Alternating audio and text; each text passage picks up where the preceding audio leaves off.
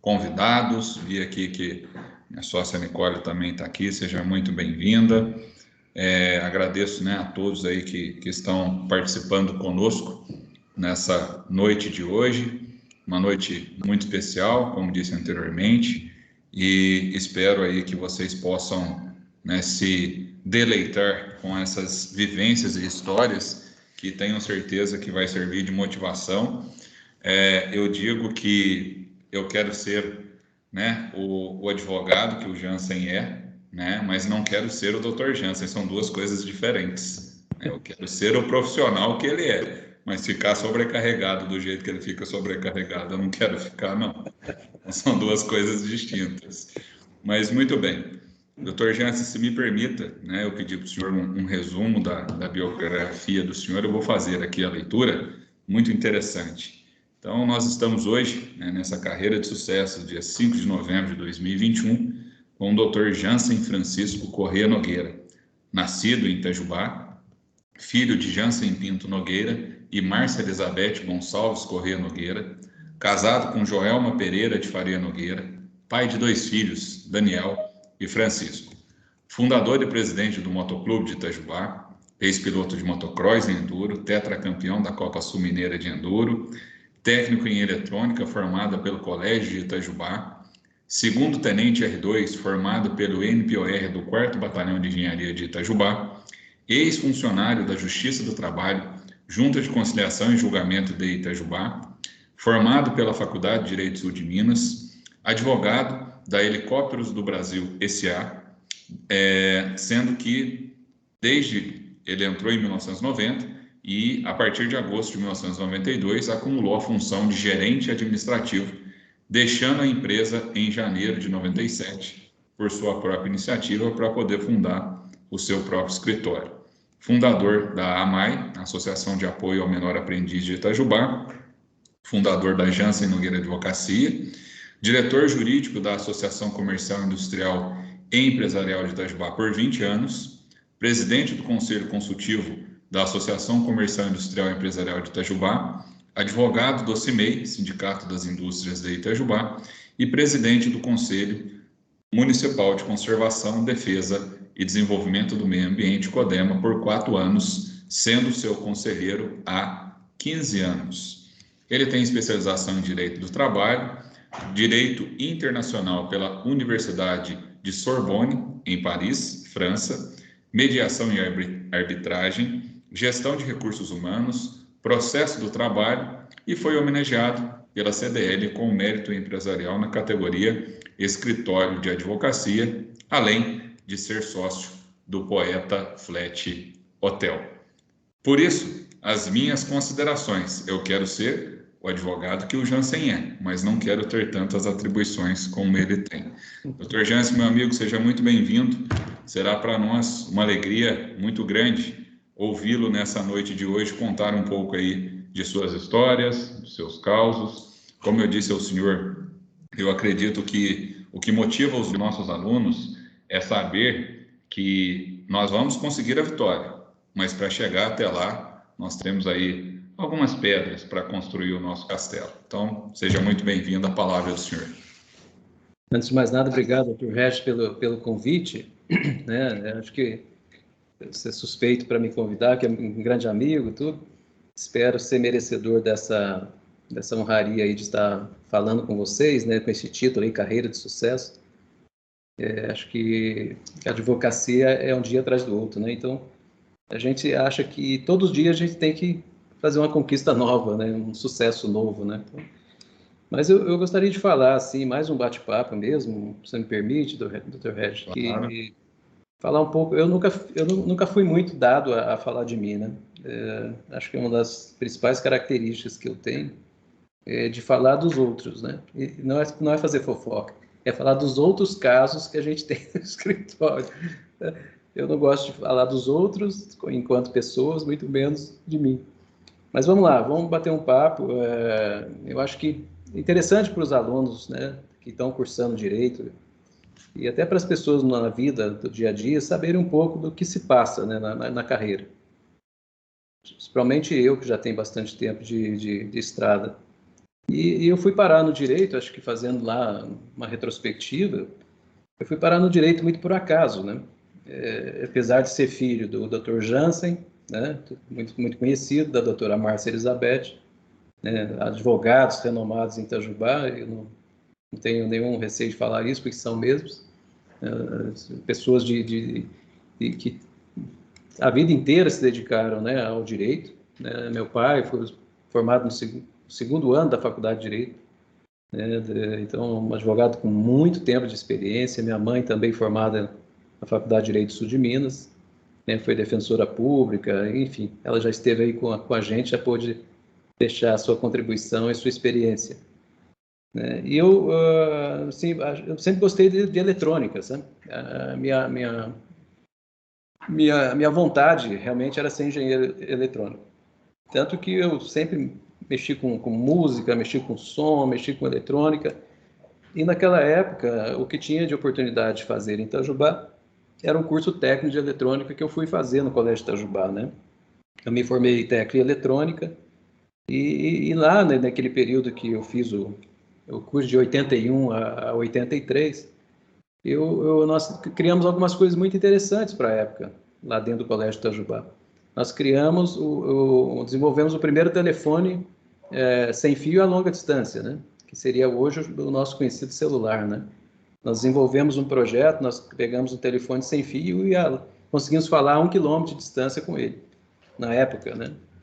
Isso foi um feito enorme. E o segundo foi criar uma rádio, entendeu? Então, a gente até brinca que a primeira rádio FM de Itajubá não foi a Jovem, foi a nossa.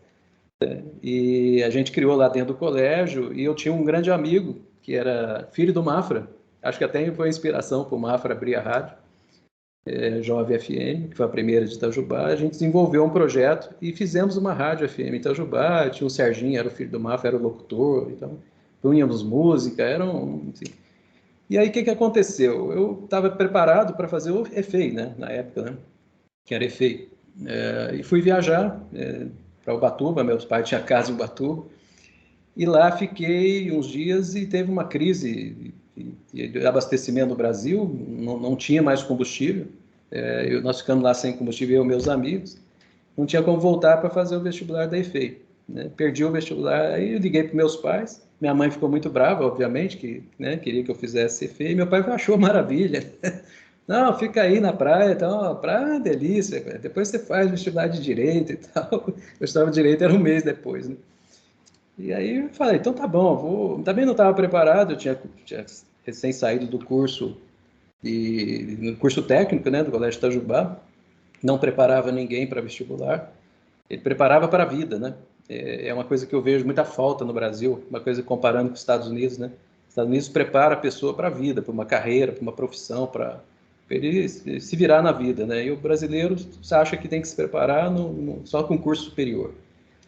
E isso era uma vocação do Colégio Itajubá, né? Química, eletrotécnica e eletrônica, né?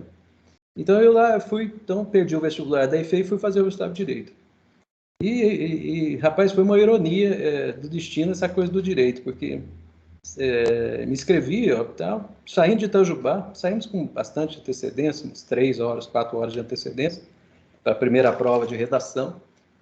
E nós fomos numa Brasília na época, né? 1980, isso aí, né?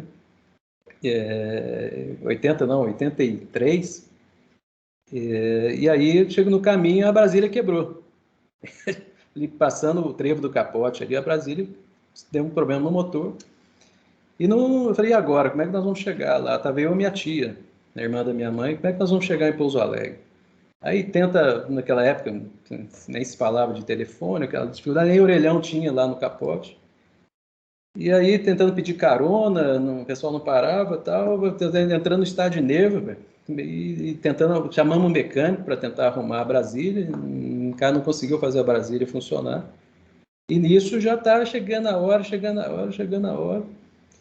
E aí, com muito custo, cara, conseguimos uma carona. Aí nós paramos, acho que não me recordo, em Santa Rita, pegamos um telefone público lá, no emprestado, ligamos para minha mãe e falamos, vamos chegar lá atrasado na faculdade, não tem a menor condição de chegar. E minha mãe era amiga do diretor, né? Minha mãe e meu pai, do Rômulo Coelho, que era o diretor da FDSM na época. ligaram, contaram o episódio, falaram, olha, eles vão chegar atrasados e tem que, né, ver se abre uma exceção para eles entrarem na prova de redação. Eu falei, caramba, e agora, né? Chegar lá, já vamos chegar esbaforidos, suado, fazer prova de redação. E chegamos meia hora de atraso. Chegando, era 7 horas da noite, chegamos 7h30. E o Rômulo falou assim, olha, eu vou deixá-los entrar, só que eles vão ter o mesmo prazo para fazer a prova. Não dá para eles, né, estenderem mais o horário, né? E assim foi, né? Chegamos, já tinha 1 hora e pouco para fazer a redação e me sobrou 20 minutos. Aí o Rômulo Coelho entrou na sala, né, e comunicou, está chegando aqui 2 né, aqui que estão fazendo vestibular, aconteceu esse episódio na rodovia e tal, nós estamos deixando-os entrar, mas eles vão ter o mesmo horário de todos. Aí fui e acabei passando na prova, né, no vestibular. Fiz a redação, depois, né, no dia seguinte, fiz a prova normal e passei. Falei, agora eu já passei, vamos fazer, né? E fiz lá o primeiro ano da Faculdade de Direito, já ainda com aquela visão da eletrônica na minha cabeça, né, da IFE e tal. E falei, vou me preparar, vou fazer um cursinho paralelo com o primeiro ano de Direito. E aí eu fui, né, já filho de 2 advogados, já viu, né, o tempo todo falando de Direito, e comecei a me interessar. Mas não era isso que eu queria. E aí chegou no segundo ano de Direito, eu acabei indo fazer o NPOR, né? Fui fazer o serviço militar obrigatório, fiz a prova do NPOR e passei. E eu precisava fazer o NPOR, né? Doutor, cortou o áudio do senhor. Está ouvindo? Agora voltou. Então eu precisava ter uma experiência, né, de vida no Exército. Acho que para mim, todo homem que deveria ter, né, mas infelizmente não tem oportunidade para todos, né, o número de vagas é muito limitado. E concorri lá com mais de 100 pessoas, né, tinha 30 vagas e consegui entrar. Fui muito bem na prova e tal, né. Só a aptidão física realmente era, né, nunca tinha, apesar de ser esportista, não gostava de correr, né, no Exército tem que correr o tempo todo, impressionante. Mas passei, e aí eu comecei a sentir o drama da vida, sabe? Acho que a primeira choque de vida que eu tive realmente foi o NPOR, cara, porque aí lá dentro você entrou, esquece, você não é mais ninguém, cara. O seu nome pouco importa lá dentro, você é só um número, né? Então, sofremos bastante, né? Ainda mais na mão do general, na época tenente Arruda, hoje general de exército, né? Comandante militar do leste, você vê que a carreira dele foi assim, meteórica e de extremo sucesso, e ele era rigorosíssimo com a gente na época. Mas lá foi a primeira grande experiência de vida, né, no Exército. E eu já estava no segundo ano. E foi muito interessante. E quando eu fui fazer a entrevista do NPOR com o capitão, na época, capitão Leal, eu falei, capitão, eu não gostaria de perder o ano. Eu já estou no segundo ano de Direito, vou fazer aqui com o NPOR. Ele virou para mim e falou, ninguém consegue fazer 2 coisas aqui. Ninguém consegue. Ou você vai fazer NPOR, ou você vai fazer Direito. Você não vai conseguir fazer os 2. Eu falei, vou tentar. Se o senhor me permitir, sexta-feira e sábado, né, naquela época a aula era aos sábados, né, curso de 4 anos na faculdade. Rapaz, mas foi difícil. Foi uma questão de honra mesmo fazer os 2, sabe? E consegui fazer os 2. Consegui passar no segundo ano com 2 DPs por frequência, né, porque também não dava para ir nas aulas. E minha turma foi muito marcante, porque começamos em 30, terminamos em 23. Sabe? 7 ficaram pelo caminho. E as experiências negativas desses 7, o que eles deixaram de fazer, o que eles fizeram, me marcou demais na minha vida, demais. Tá? Principalmente na questão do estudo, que era muito estudo, era muita matéria. Então aquilo me mostrou o seguinte, se você pega alguma coisa para fazer, vai e faça bem feito, é o lema do batalhão. Tá? Se você não puder fazer bem feito, você não pega para fazer. Tá? Porque as consequências serão muito, muito sérias, né? Principalmente para a sua vida pessoal. Né? Isso aquilo me marcou demais. Então, acho que o primeiro grande aprendizado para depois vir advogar foi o NPOR.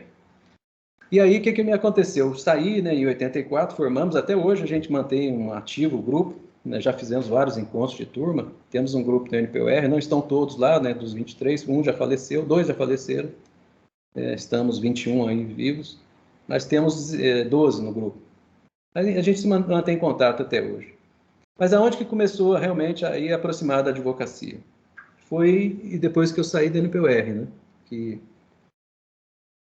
eu já estava indo para o 3º ano de Direito, lá na faculdade em Pouso Alegre. Naquela época muito difícil, a gente tinha que ir de ônibus diariamente, né? E eu peguei o 3º ano e falei, agora eu tenho que tirar o atraso, né? Já tinha desistido da EFEI, falei, agora não vou mais fazer EFEI. Até que em junho de 1985, meu pai me contactou, ele tinha um bom relacionamento com o juiz da época, o juiz do trabalho, doutor Eduardo Augusto Lobato, e falou, vai ter uma prova de seleção, tem mais seleção interna, né? Para a Junta de Conciliação e Julgamento da JUBA. Para os alunos aí que são mais novos, né? Que só viram falar de vara do trabalho, antes não era vara do trabalho, era Junta de Conciliação e Julgamento, né? E se vocês olharem uma placa de inauguração que tem lá na sede da vara do trabalho, está escrito Junta de Conciliação e Julgamento, né? Então ela foi inaugurada, aquela sede nova. Antes, quando eu entrei, não era lá, era uma casa ali perto do Colégio das Irmãs, e eu trabalhei lá de 85 a 87. E entrei, né, até por uma indicação do Dr. Eduardo Augusto Lobato, e entrei para o TRT. Né? E até achei, Dr. Regis, assim, fui vasculhar hoje de manhã meus arquivos antigos, e achei, não sei se dá para ver aqui, o Diário do Judiciário, né, de agosto de 1985, na qual eu fui aqui pela portaria número tal, fui indicado, né, pelo presidente do TRT, da 3ª Região, como secretário especializado atermador. Né? Aí eu fui para o Justiça do Trabalho, falei, eu vou aprender, né? Porque eu acho que aí, esse é o X da questão, que eu gosto de falar para todos os alunos. Aprendam enquanto vocês são alunos. Estudem 24 horas se der tempo. Aprendam, aproveite a oportunidade, porque enquanto você é aluno, todos vão te ensinar. Dia seguinte você se formou, virou concorrente, ninguém mais quer te ensinar. Aliás, vão te puxar o tapete, se possível. Então, eu falei, ó, eu já sabia disso, meu pai sempre me falou, aproveita aí que você é aluno. Eu fui para lá, fui atermador. E o que era o atermador na época? O atermador era quem fazia as reclamações trabalhistas. Aí que eu aprendi demais, porque eu não tinha nenhum conhecimento, porque eu, no 2º ano da faculdade foi onde teve o direito do trabalho, e eu fiz NPOR, então, porra, praticamente não assistia ao direito do trabalho.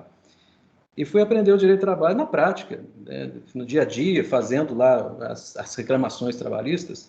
Naquela época, o jus postulandi era praticamente 60% do movimento da vara.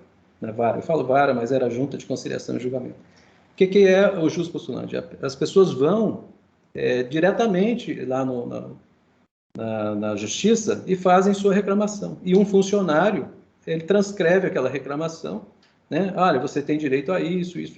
Tem direito? Não. Né? Sua pretensão do direito é esta. Exemplo, né? Aviso prévio, foi mandado embora, 13º, férias, horas extras, adicionais, enfim. E eu fazia essa função lá. Então, eu fui me especializando muito em fazer reclamação trabalhista e liquidá-las, né? Porque eu fazia a reclamação, já fazia o cálculo ali imediatamente, transcrevia aquilo tudo na máquina de escrever, né? Naquela época não existia, nem pensava em computador. Né? Máquina de escrever e as Remington lá e as calculadoras. O Justiça do Trabalho sempre foi muito aparelhada, né? Então a gente tinha uma máquina Remington, que era muito moderna na época, Olivetti, né? Então foi lá que eu comecei. Então, meu contato realmente com o direito, ele se deu praticamente na Junta de Conciliação e Julgamento. E lá, nós éramos poucos, nós éramos 6 funcionários, né, no total. E o juiz, né, obviamente era o juiz, era o doutor Eduardo quando eu entrei. E a gente tinha que saber de tudo. Então você tinha que fazer reclamação, tinha que subir, protocolar a reclamação, bater a capa do processo, anexar aquilo no processo, gerar a notificação, né? Enviar a notificação, a gente fazia audiência também, eu era também datilógrafo de audiência, era o nome que se dava na época para a pessoa que ficava ali ao lado do juiz, né? Tá? E também já fiz cálculos lá, a gente tinha que fazer multifuncional, né? Atender balcão, atender advogados, era um expediente realmente puxado, a gente entrava meio-dia, saía 6, praticamente não saía 6. Né? Eu saía porque eu ia para a faculdade. Então, eu tinha essa prerrogativa lá de sair 6 horas e tinha que ir embora, porque tinha que pegar o ônibus, eu saía de lá, na verdade saía 10 para 6 e já pegava o ônibus. Então, minha vida, realmente, com contato com o direito, se deu na Justiça do Trabalho. Me ensinou demais por conta disso. Por conta de ter a oportunidade de exercer todos os cargos. Então, eu sabia tudo que acontecia do outro lado do balcão. E eu sabia que, mais cedo ou mais tarde, eu não ia ficar lá. Né? Não tinha a minha remuneração era inicial na Justiça do Trabalho. Até achei aqui, doutor Regis, alunos, o carimbinho que eu usava na época. Quando eu fazia a reclamação, bati o carimbinho aqui, escrito secretário especializado atermador. Né? E tive muitas homenagens na época, no TRT, eu encontrei nos meus arquivos lá as homenagens aqui do Dr. Michel Aburgelli, na época, presidente do TRT, né? Mandava homenagem, mandava assim, na época do aniversário, datas comemorativas. O TRT sempre foi muito atencioso com os funcionários, né? Mas aí o que me aconteceu? Eu me formei em 86, né, na Faculdade de Direito. Eu tinha 1 ano e pouco de Justiça do Trabalho. E eu comecei a perceber que o escritório do meu pai, né, meu pai é criminalista, ele estava indo muito bem, né? Meu pai sempre teve uma advocacia, assim, sabe, de dia, de noite, de madrugada, né? Final de semana que ele mais trabalhava, meu pai. E eu falei, poxa, o escritório do meu pai é aquele movimento enorme e tal, e eu aqui, já tinha aprendido tudo que eu precisava aprender. Mas teve um fato que me marcou muito antes do trabalho e eu gostaria de comentar isso aqui com vocês, é muito interessante. Dentro dessa função de atermador, eu fazia os cálculos. E isso fica uma dica aqui, que né, nós, Regis, já sabemos disso, né? Mas para os alunos, fica aqui uma grande dica. Essa questão de você criar expectativa no cliente, eu já comecei a perceber isso lá no passado, porque eu fazia a reclamação, eu fazia bem feito, sabe? Eu pegava direito, estudava muito, e aí eu fazia o cálculo muito preciso, sabe? Eu punha ali tudo, reflexo de horas extras no 13º, reflexo nas férias, reflexo no adicional noturno, reflexo, eu calculava tudo. Eu ficava, às vezes, meia hora, 40 minutos fazendo o cálculo. E punha aqui tudo no papel. Então, eu dificultava demais o acordo, porque eu mostrava o valor para a pessoa.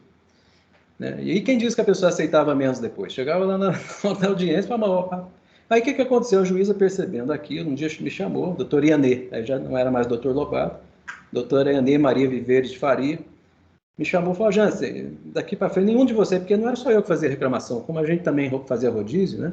Vários funcionários, às vezes, desciam, a gente fala descia, porque era 2 andares, descia e ia lá fazer reclamação.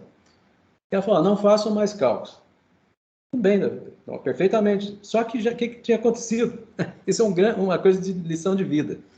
Tinha aparecido uma senhorinha lá, um tempo atrás, né, antes dessa ordem da doutora Ianê, e eu peguei um papel, ela, não vou reclamar não, só vim aqui conversar com o senhor, para o senhor me dar uma orientação, e eu, com aquele negócio de fazer o cálculo impreciso, né, não consegui, até no rascunhinho dela, eu peguei e fiz o cálculo detalhado, sabe? A folhinha assim, com a minha letra mesmo, isso. Não, eu não vou reclamar, eu não vou entrar na justiça contra o meu patrão, não, que esse negócio não dá certo, só queria saber qual que é o meu direito. Eu lá fiz o cálculo, aí veio mais para frente sair de férias. Fiquei uns 30 dias de férias e já tinha formado em direito. Aí voltei de férias, rapaz, estava um alvoroço naquela vara na Justiça do Trabalho. Alvoroço. Todo mundo me esperando. Os funcionários, né? Ivan, nosso saudoso Ivan, né? Que já faleceu, trabalhei com o Ivan lá na época. O Marcos, Sojair, Eduardo, que também já faleceu, coitado. Eu também, o diretor de secretaria, também na época, que também o Gilberto, também já falecido. Aí todos me chamaram, me sentaram, falei, Jans, olha o que aconteceu. Teve uma audiência aqui, veio uma senhorinha aqui na audiência, que é a doutora Ianê, e a doutora Ianê era, sabe, barra pesada também, sabe, no estilo da doutora Cláudia, assim, muito séria, muito correta. E aí, tentando acordo, daqui a pouco a senhorinha sacou o papelzinho lá e falou, doutora, juíza, quem manda no cálculo, quem sabe fazer cálculo é o rapaz lá fora. Não é a senhora que sabe fazer cálculo, a senhora é a juíza, o rapaz lá que é o bom no cálculo, e eu só faço acordo pelo cálculo dele. E deu aquela confusão. Rapaz, e a turma me contando isso, mas poxa, mas como é que aconteceu isso? E deu uma confusão, a doutora Ianê ficou possessa com a mulher, não sei o quê, que ela disse que nunca viram a doutora Ianê brava. Tão brava com ela, que ela era brava. E aí eles viraram para mim e falaram, já armamos tudo aqui dentro para te ajudar. Então, esse papelzinho que você fez aqui, nós achamos várias anotações, manuscritos seu aqui, né? Porque naquela época, praticamente, ele escrevia tudo, né? E que levamos para a doutora Ianê, comparamos, tá? Fizemos quase uma prova grafotécnica aqui, né? E para provar que não é a sua letra. Todo mundo me ajudando, né? Não, tá tudo certo para você. Ela vai te chamar, rapaz, ela está esperando você aqui. Ela vai te chamar no gabinete e você pode afirmar tranquilamente que não é a sua letra. Nós já chamamos até um amigo que faz comparação aqui, já, porque senão a sua cabeça vai rolar, rapaz. Eu falei, tudo bem, né? Fazer o quê? Aí ela me chamou lá, né?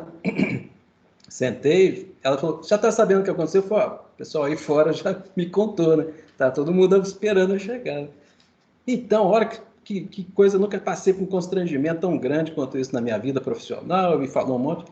Mas tudo bem, eu já estou achando que não é sua, não foi você que fez. Aí ela mostrou o papel. Eu falei, a senhora está completamente enganada. Esse papel foi eu que fiz, eu que escrevi, eu que calculei, e eu disse para ela que era o direito dela. Mas como assim? Eu falei, doutor, infelizmente essa mulher veio no momento que, sei lá quando, ele pegou esse papel aí comigo e usou na audiência. O que eu posso fazer? Ela virou e falou assim, assunto encerrado. Só por você ter falado a verdade, você ter sido franco, o assunto está encerrado. Ela pegou o papel na minha frente, rasgou o papel, jogou no lixo e falou, não tem mais esse assunto aqui dentro da junta. Acabou esse assunto. Falei, sabe, eu falo para vocês, a verdade, a honestidade e a sinceridade são a melhor solução na vida. Eu já tinha aprendido uma lição lá no NPOR, também já fiquei detido no final de semana lá e fui correto, falei que tinha sido eu que tinha feito o negócio, fiquei detido e paguei por isso. E também, eu acho que tem que falar a verdade, fui eu mesmo que fiz, não vou ficar aí, depois daqui a pouco a juíza manda fazer uma prova grafotécnica, um negócio, a pessoa levar um negócio adiante. E isso aumentou muito meu conceito com a doutora Ianê. Ela já gostava de mim, a gente se dava super bem. Aí, passado alguns meses, em outubro de 87, eu resolvi pedir demissão. Aí não deu mais para mim, eu já estava vendo um movimento no escritório, eu queria advogar, já estava praticamente formado e tudo, e eu pedi a exoneração do meu cargo no TRT. Eu fiquei lá 2 anos e 2 meses, foi uma melhor escola da minha vida, do direito. Aproveitei a minha oportunidade que eu era aluno, que eu podia errar à vontade, falar, né, tudo quem tinha que aprender, eu aprendi lá. E fui embora. Aí fui embora, fui advogado. E aí todo mundo achava que, pela grande experiência que eu tinha no direito do trabalho, que eu ia virar o advogado mais presente na vara do trabalho. Eu até peguei um caso no início, para defender uma empresa, né, assim, um mês depois que eu saí de lá. E aí eu fui fazer a audiência, assim, né? Falei, agora eu vou ter a primeira experiência sentado aqui na cadeira com a doutora Ianê, né? Como advogado. Fiz lá, foi bem, fiz uma cor. E aí, rapaz, isso ficou gravado na minha vida. Quando acabou, encerrou, a doutora Ianê redigiu a ata, ela falou assim, aspas, vou consignar aqui um elogio para o doutor Jans, enquanto ele foi funcionário dessa junta de conciliação e julgamento. Rapaz, ela redigiu uma ata. Acho que ficou lá uns 15 minutos falando e a menina... E eu sei que eu tenho essa ata guardada e não achei, porque fui procurar muito junto com meus diversos arquivos lá e eu não achei, mas eu tenho essa ata guardada. Esse é um dos maiores elogios que eu recebi na minha vida, da juíza do trabalho na época. Sabe, falando tudo que eu fiz né, de trabalho como funcionário e tudo mais. E aí, por coisa do destino, eu não me dediquei ao direito do trabalho, apesar de conhecer o direito do trabalho de ponta cabeça. Eu estudava muito. E aí eu fui para o escritório do meu pai, e aí que eu fico aí uma dica para os alunos, né, pessoal, que meu pai fazia muito criminal na época, meu pai era criminalista, né, ele é muito conhecido por isso, e aí eu me meti no criminal, né, era o movimento que tinha na época, e onde ganhava dinheiro, né, e eu estava afoito para começar a trabalhar e ganhar dinheiro. E eu fazia criminal, vocês não têm ideia. Vocês não têm ideia o que é trabalhar no criminal. Eu fazia a média de 5, 6 ações por dia, defesa, ações, delegacia quase todos os dias, tirando preso, não sei o quê. Porque era muito marcante na época, isso aí é uma coisa que vocês, alunos, e tem que estudar muito, é o antes e o depois da Constituição de 88. A Constituição de 5 de outubro de 88, ela mudou completamente. Antes da Constituição, não tinha prisão em flagrante. Então, prendia-se todo mundo, entendeu? E eu achava aquilo a maior arbitrariedade do mundo. A polícia prendia mesmo, polícia civil, polícia militar. Prendia por qualquer motivo. E a gente trabalhava demais, porque a gente falava, pô, mas prendeu por quê? E aí, não sei se os novos conhecem essa fama, né? Advogado de porte de cadeia. O pessoal acha que essa fama é ruim. Para mim, era um elogio enorme. Eu era um advogado de porte de cadeia mesmo. Eu passava noites, dias e noites. Eu já cheguei a entrar para acompanhar um flagrante. Fiquei 32 horas dentro da delegacia acompanhando o flagrante. 32. Eu saía só para comer um lanchinho ali. A delegacia era na Rua Nova. E voltava para a delegacia. Porque eu não saía de perto dos meus clientes, senão os caras iam bater neles, fazer eles confessarem lá. Antigamente era assim. Né? Você não podia dar folga para o cliente, senão ele entrava no pau de arara ali, quando você voltasse, ele já tinha confessado tudo. Então, rapaz, a advocacia naquela época criminal era advocacia para você aprender mesmo, entendeu? Para você discutir com o delegado, você, sabe? E eu costumo brincar muito com as pessoas, a gente que já militou muito no criminal, você sabe o cheiro do criminoso. Se o criminoso entrar e ficar na cadeia, principalmente na cadeia que tinha em Itajubá, na época, na Boa Vista, ficar lá meia hora, o cheiro não sai da pele dele, acho que ele tem que tomar uns 50 banhos. É um cheiro típico de cadeia. Então, só nós que fomos advogados de porte de cadeia, não tem vergonha de falar isso, que sabe o que é passar um tempo dentro de uma cadeia, entendeu? E acompanhar o preso, e muitos presos indevidamente, né? Aqueles que eram realmente...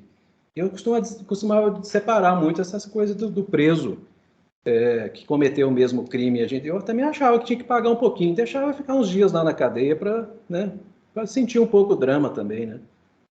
Acho que faz parte. Os advogados que chegam lá e o cara é criminoso mesmo, quer tirar em 1 minuto, dá um tempo para ele curtir um pouquinho lá, para ele sentir o drama. Até para valorizar até o advogado, porque se você tira ele imediatamente, ele fala, pô, o serviço do advogado foi muito fácil. Deixa ele dormir umas 3, 4 noites na cadeia, ele vai dar mais valor. Tá? E vai refletir, né, naquilo que ele fez. Então, acho que essa experiência, então, eu aprendi muito direito do trabalho, depois me enfiei de cabeça no criminal, entendeu? Sabia o Código de Processo Penal e Penal, eu já não sei mais, mas naquela época não me faltava um artigo na cabeça. Eu sabia tudo. Entendeu? E até que aconteceu que depois da Constituição de 88, e estudem muito isso, vocês vão ver a Constituição de 88 é aquela Constituição cidadã, né? A gente ouvia muito o Ulisses Guimarães falando. E, de fato, foi uma Constituição cidadã. Ela trouxe direitos sociais enormes, tanto no ramo do trabalho, né, nas questões do dia a dia, na parte civil, e também na criminal. Né? E aí acabou a prisão em flagrante, se fizesse só prisão em flagrante, não podia mais prender por qualquer motivo. Houve uma mudança muito grande de entendimento, até questões mesmo que a gente vê falar muito hoje de dano moral, de dano material, isso começou lá, não se falava disso. Imagina, você pegava o preso lá, eu ia na cadeia, o cara estava espancado. Você acha que tinha brecha na legislação para entrar contra o delegado, ninguém... Assim. Aí, depois da Constituição, a própria Polícia Militar, a Polícia Civil, começou a ficar com medo. Pô, peraí, se a gente bater no cara e tal, né, pode dar um problema. E aí mudou muito. Então, a advocacia criminal, ela começou a ter uma queda. E eu digo hoje, e disse na época, graças a Deus que isso aconteceu. Entendeu? Era muito absurdo, eu acompanhava cada absurdo. E uma coisa que eu digo aqui para os alunos, doutor Regis, se quiserem fazer criminal, que eu acho uma das áreas do direito extremamente fantásticas, tem que estudar muito, muito, conhecer muito, mas principalmente tem que ter estômago. Tá? Porque eu já escutei cada história naquela época de assassinato, estupro, furto e tudo mais que vocês possam imaginar, e você escutar aquilo e depois ter que defender a pessoa, sabe, isso aí você tem que ter muita personalidade para você depois ir dormir, né? E isso começou a me incomodar, sabe? É igual uma comida que você come a vida inteira, nunca te fez mal, daqui a pouco ela começa a te fazer mal. E eu comecei a escutar os casos, e aquilo começou a me incomodar, sabe? Até os estupros de idosos, sabe? Eu não conseguia mais conviver com aquilo. Isso foi em 1989, por aí, eu não queria mais. Olha, eu virei para meu pai e falei, pai, não dá mais, eu não quero mais crime, não quero mais, sabe? E já fazia outras coisas, um pouco de direito do trabalho também, né? Um pouco de audiência trabalhista e civil. E aí surgiu uma oportunidade para eu ir para a Bahia. Meu tio tinha feito alguns empreendimentos lá, virou prefeito na Bahia, o Alessandro Nogueira. Me convidou e eu quase fui embora, por pouco. Até que meu pai era assessor jurídico da Elibras. Meu pai virou para mim, rapaz, surgiu, porque hoje, não sei se os novos não sabem, mas a Elibras, ela foi empresa estatal até 89. Em 89 houve uma privatização, né? O Estado de Minas deixou de ser majoritário na Elibras, tinha uma série de problemas na época, corrupção e tudo mais. E aí a Elibras, eu acompanhei que meu pai era assessor jurídico lá, foi com prisão do presidente da Elibras, e prisão do diretor financeiro, foi um escândalo muito grande. E aí a Elibras mudou, então meu pai falou, mudou muita coisa, afastaram toda a diretoria da Elibras, né, e vão abrir um concurso interno para advogado da Elibras. Eu falei, pai, eu posso ir lá, você está me falando, eu posso concorrer, não tem nenhuma chance, né? Recém-formado, tinha 3 anos de formado. Mas durante esse período, o que eu fiz também, que eu fico dar uma dica para o pessoal aí. Além do criminal trabalhista, eu me dediquei muito a negociações. Né? Nós ajudamos a criar o Sindicato das Indústrias de Itajubá, o CIMEI, e eu participava de muita negociação coletiva, jogava para várias empresas já na época, e isso me ajudou muito, porque eu comecei a conviver com o lado sindical. Né? Eu não quis colocar no currículo, na biografia, doutor Regis, que ia ficar muito extenso, mas entre a minha formatura em 87 e até 89, eu participei, acho que uns 30 seminários, eu ia quase todo mês, eu ia em seminários presencial, ia em São Paulo, ia em Belo Horizonte, eu ia em seminários nessa área sindical. Ia dos dois lados, porque na Justiça do Trabalho eu tive um convívio forte com o lado do empregado, que a Justiça do Trabalho ela tem que aplicar a lei, né? E a lei, como muitos falam aí, né? A gente fala que ela é a lei que protege o empregado. Mas bem assim, sabe? Depois que vocês começaram a advogar e debruçarem na CLT, que é de 1900, né? Agora com essa reforma da CLT, isso realmente reforçou. A CLT, ela não é só para o lado do empregado, ela traz muitos direitos para o lado do empregador também. Tá? Não são a maioria, né? A maioria é para o lado do empregado. Então, aí eu fui para a Elibras, cheguei lá para fazer uma entrevista. E aí foi muito interessante, porque eu falei, caramba, o que eu vou fazer nessa entrevista? Ah, vamos lá, né? Oportunidade você tem, não pode deixar escapar. E eu estava concorrendo com um advogado de renome, de Rio, São Paulo, Brasília e tal. E aí o Bruno Barri Bonoá, que era o superintendente, tinha sido recentemente empossado na Elibras como superintendente, tinha afastado toda a diretoria, não tinha mais brasileiros na diretoria. Ele já falava bem o português, né? Ele me entrevistou. Aí começou, você sabe isso, tal, né? Aqui nós mexemos com direito internacional, tem uns contratos e tal. Você sabe fazer? Aí reforçou a minha experiência de NPOR, Justiça do Trabalho, não sei fazer. Segunda pergunta, você sabe fazer isso, né? Negócio de Banco Central?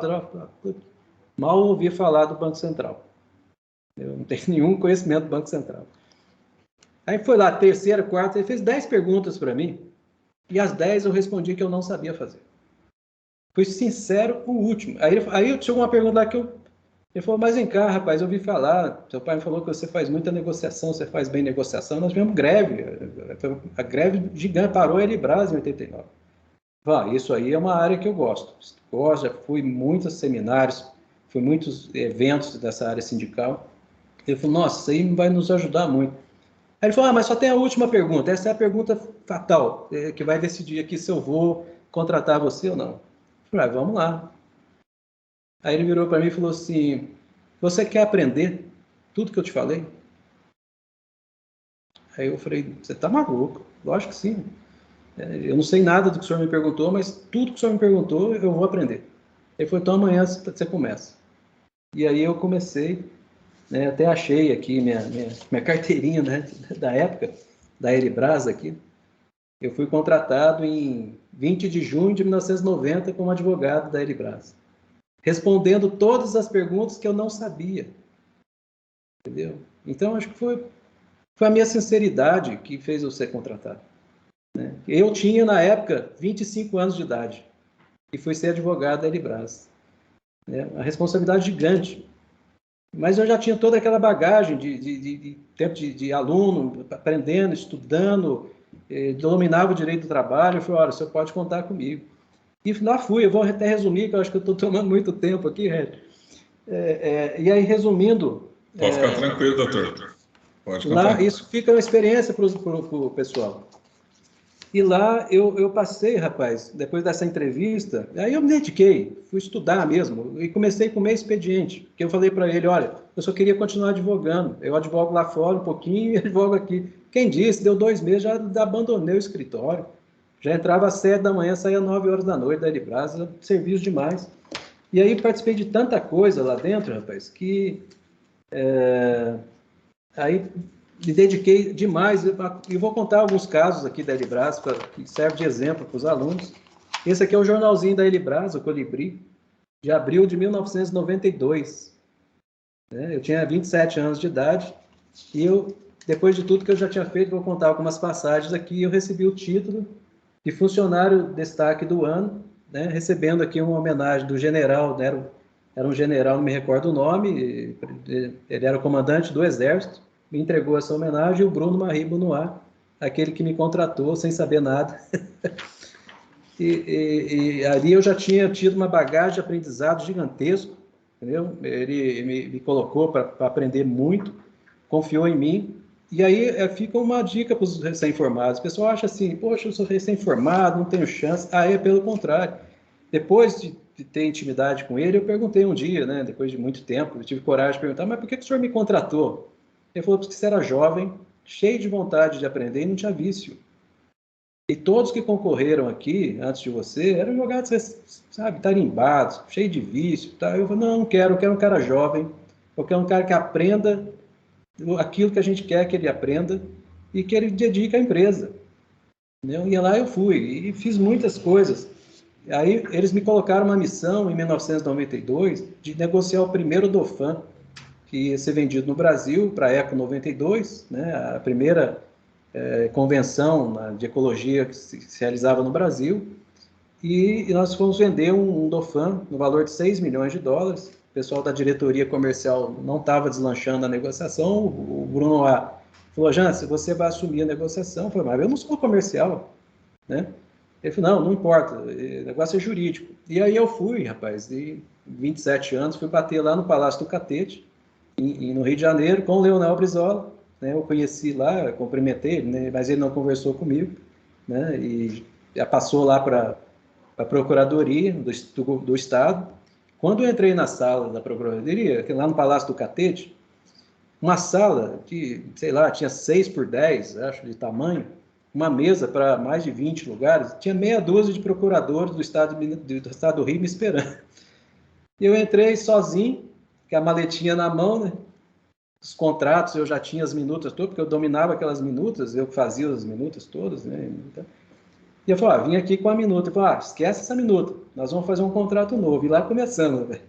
E eu olhando assim, a primeira coisa que eu já me desculpei, falei, você vai desculpar. E eu dei um tiro em mim, eu falei, se eu soubesse que era 6 contra 1, eu tinha trazido mais gente. Né? Eu já descontraí, os caras, você é meio novinho ainda, mas tudo bem, vamos lá, vamos com você, né? Rapaz, depois, acho que pelo meu conhecimento, pela minha dedicação, com a troca de informações, que eu dominava muito o helicóptero em si, aí eles foram vendo que, pô, não era um só, né? Era o cara que estava ali para negociar, com autoridade para negociar, né? E eu costumo até brincar, né, Regis, sabe disso? Quando vocês vão fazer uma audiência, poxa, vão com autoridade para negociar. Tá? Em qualquer negociação, qualquer audiência, qualquer assunto que você for na sua vida, vá com autoridade para negociar. E o que significa autoridade? Conhecimento e confiança de quem pediu para vocês irem. E lá eu fui e fechamos essa grande negociação. Eu vou até resumir aqui, porque a história é longa.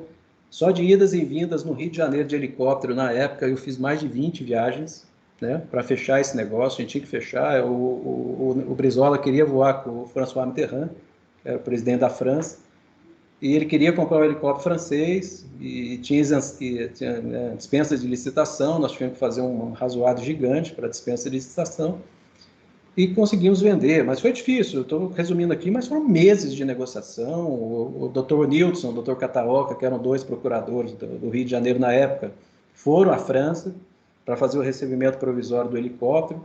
Depois eu tive que fazer o desembaraço aduaneiro desse helicóptero em Viracopos, né? Viracopos era o aeroporto de carga, que recebia todos os equipamentos da Elibras.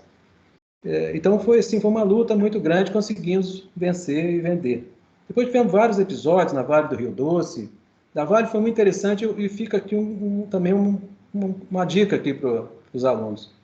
Eu teve um acidente com o BK-117, um helicóptero super moderno. Ele tinha acabado de chegar no Brasil. Um helicóptero foi vendido por 3,8 milhões de dólares. Esse Dauphin do Rio foi vendido por 6 milhões de dólares. Foi um dos maiores negócios da Elibras na época, deu $1 milhão de lucro. E aí a Elibras acabou de vender o helicóptero, e ele, com a primeira hora de voo, com um piloto lá, o helicóptero foi descer, bateu no chão muito forte, explodiu o helicóptero. Por sorte, o piloto e o copiloto, que era o piloto da Vale e um copiloto da Elibras, conseguiram se salvar. O helicóptero deu PT, deu perda total. E aí lá vai o Jansen, né? Porque missão difícil, vai lá o Jansen de novo. E aí eu bati lá na Vale do Rio Doce, lá em Carajás, no meio na Serra Pelada, né? E peguei um carro, Belo Horizonte, Brasília de avião, Brasília, um avião para Belém, desci para Alpebas, pegava um carro, mais meia hora de carro até chegar na sede da Vale do Rio Doce. E antes de eu ir, na época, o superintendente já não era mais o Bruno Marie Benoit, era o superintendente. Ele acabou, o Michel Meilan, ele acabou mandando um fax. Naquela época era fax, né? Não tinha nem telefone direito. Mandou um fax meio mal educado lá para a Vale do Rio Doce, né? Porque eles estavam querendo jogar a culpa na Elibras, que o helicóptero tinha defeito. Não era defeito, era defeito humano, né? A pessoa que estava pilotando. E a pessoa que estava pilotando o helicóptero não era credenciada para aquele helicóptero. Então não ia nem ter cobertura de seguro. E aí o presidente da Elibras na época, o superintendente, mandou um e-mail meio bravo, tá? E eu cheguei lá, fui recepcionado pelo presidente da Vale. E eu fui sozinho. Essas missões malucas, eles mandavam eu sozinho. Eu fui sozinho. Rapaz, tomei um sermão da montanha do presidente da Vale do Rio Doce. Eu nunca escutei tanta coisa. Aí ele virou para mim e falou assim: o que o senhor tem a dizer? Eu falei: o senhor não esperou eu falar.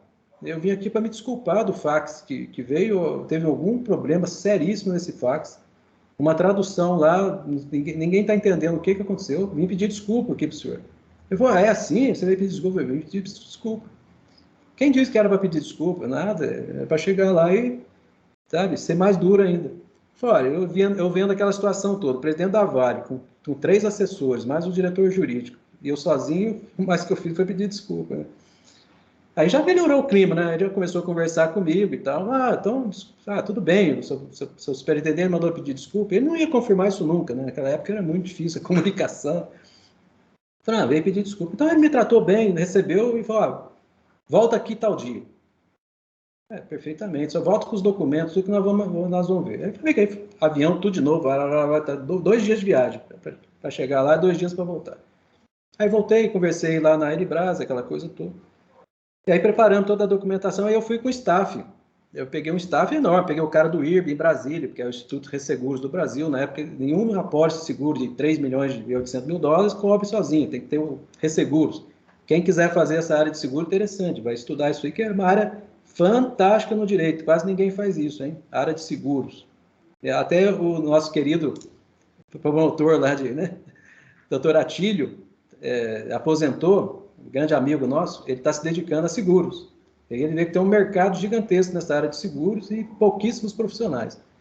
E lá fui eu com a staff, fui com 3 caras. Peguei o avião de novo para Brasília, Belém, Paraiopebas, cheguei lá na Vale, né, em Carajás, aquela turma toda, esperando o diretor jurídico da Vale chegar para a gente começar a negociar, né, mostrar para ele a nossa saída, o que a gente ia entrar com recurso no IRB e tal. que o seguro já tinha sido indeferido, já estava indeferido o seguro. E aí ele falou, pô, vou perder o helicóptero, aquela briga toda. Aí chega o diretor, depois o rapaz deu 1h30 de cadeira na gente, 1h30, esperando lá, esperando, o carro não aparecia. Daqui a pouco chega o cara todo esbaforido, o diretor jurídico da Vale, sabe? Chegou esbaforido, ó, vem cá, qual que é o assunto? É aquele helicóptero que caiu? Tá, vamos lá, vamos resolver esse negócio rápido. Pensei, parei, sim, refleti.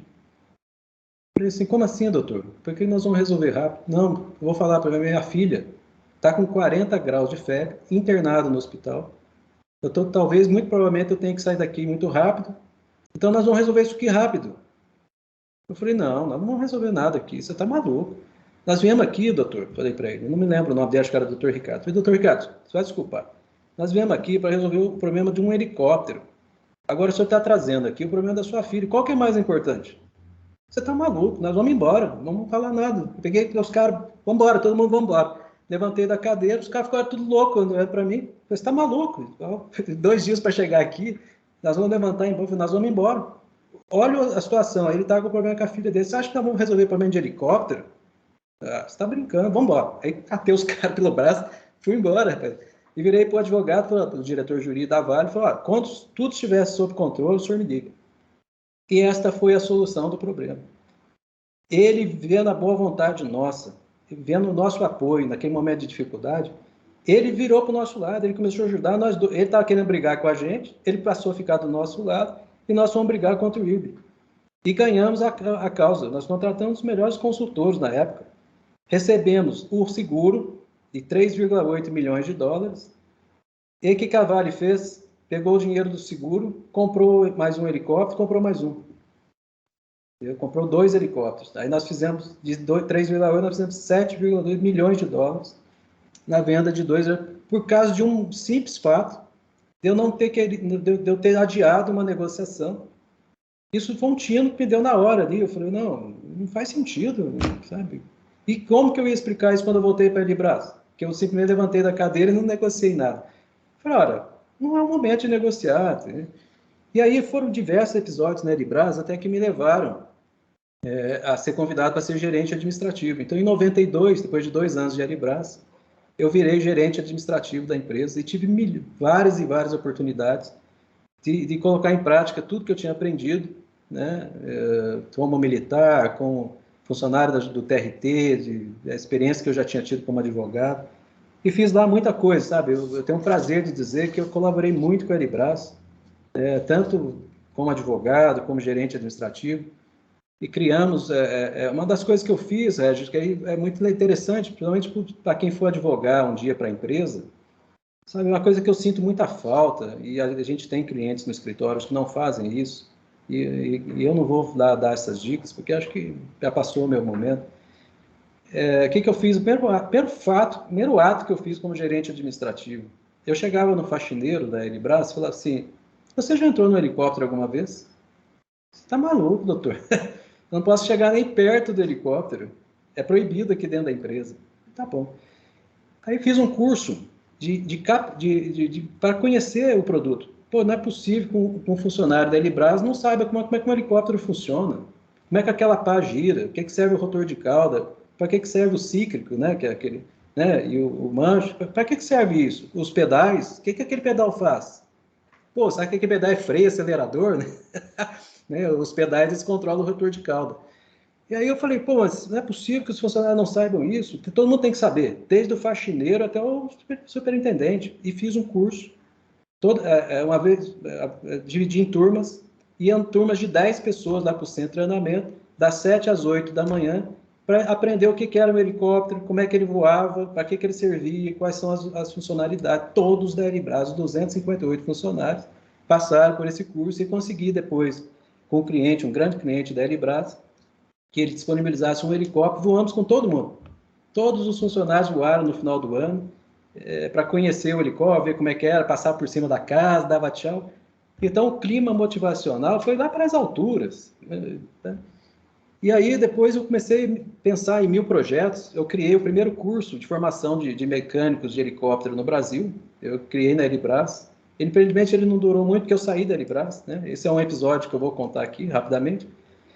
E por que eu vi isso? É uma coisa interessante. Eu comecei a andar pelas oficinas pelo Brasil. Peguei um dia lá, 2 semanas, vou ficar viajando. Fui para Brasília, fui para o Rio Grande do Sul, fui para o Nordeste e comecei a ir nas oficinas. Aí chegava nas oficinas e falei, cara, por que só tem helicóptero da Bell aqui do concorrente? Não tem helicóptero da Elibras? Não, aquilo lá não presta, rapaz. Aquilo lá não serve não, o bom é o helicóptero americano, não sei o quê, papapá. Aí eu fui descobrir uma coisa super interessante, que quando você forma uma pessoa em determinado assunto, ele passa a achar que só aquilo que é o certo, só aquilo que é o bom. E o americano fez isso muito bem no Brasil, fez no mundo todo. O americano mandou tudo que ele tinha de peça, depois da Segunda Guerra Mundial, espalhou pelo mundo, para que as pessoas aprendessem a mexer, né, ser mecânico de helicóptero, nos helicópteros americanos, que são muito diferentes dos franceses. E aí impregnou a cultura. E eu voltei para ele e disse, rapaz, nós vamos ter que começar esse negócio do zero. Isso foi em 94, 95, tem que começar do zero. A cultura impregnada nos mecânicos é a cultura americana. Então, eles não fazem com que os clientes dele comprem helicópteros franceses, porque eles não vão saber mexer no helicóptero francês. Porque a única oficina mecânica que tinha, na época, era dentro da Elibras e em São Paulo. Nós tivemos que fazer um retrofit na cultura. Aí começamos a falar da cultura, criamos o curso, começamos a formar. Eu entrevistei muitas pessoas como gerente administrativo, todos que viravam para mim e falavam assim, não, eu acho o americano mais interessante. Eu já passava a faca, não contratava, entendeu? Porque eu não queria ninguém falando bem lá do concorrente. Então, acho que na vida profissional da gente, e isso também é a base para nós advogados, né? Por que eu gosto muito do direito do trabalho? Porque eu tive a base, meu primeiro contato com o direito do trabalho foi com o direito do trabalho, isso que eu gosto.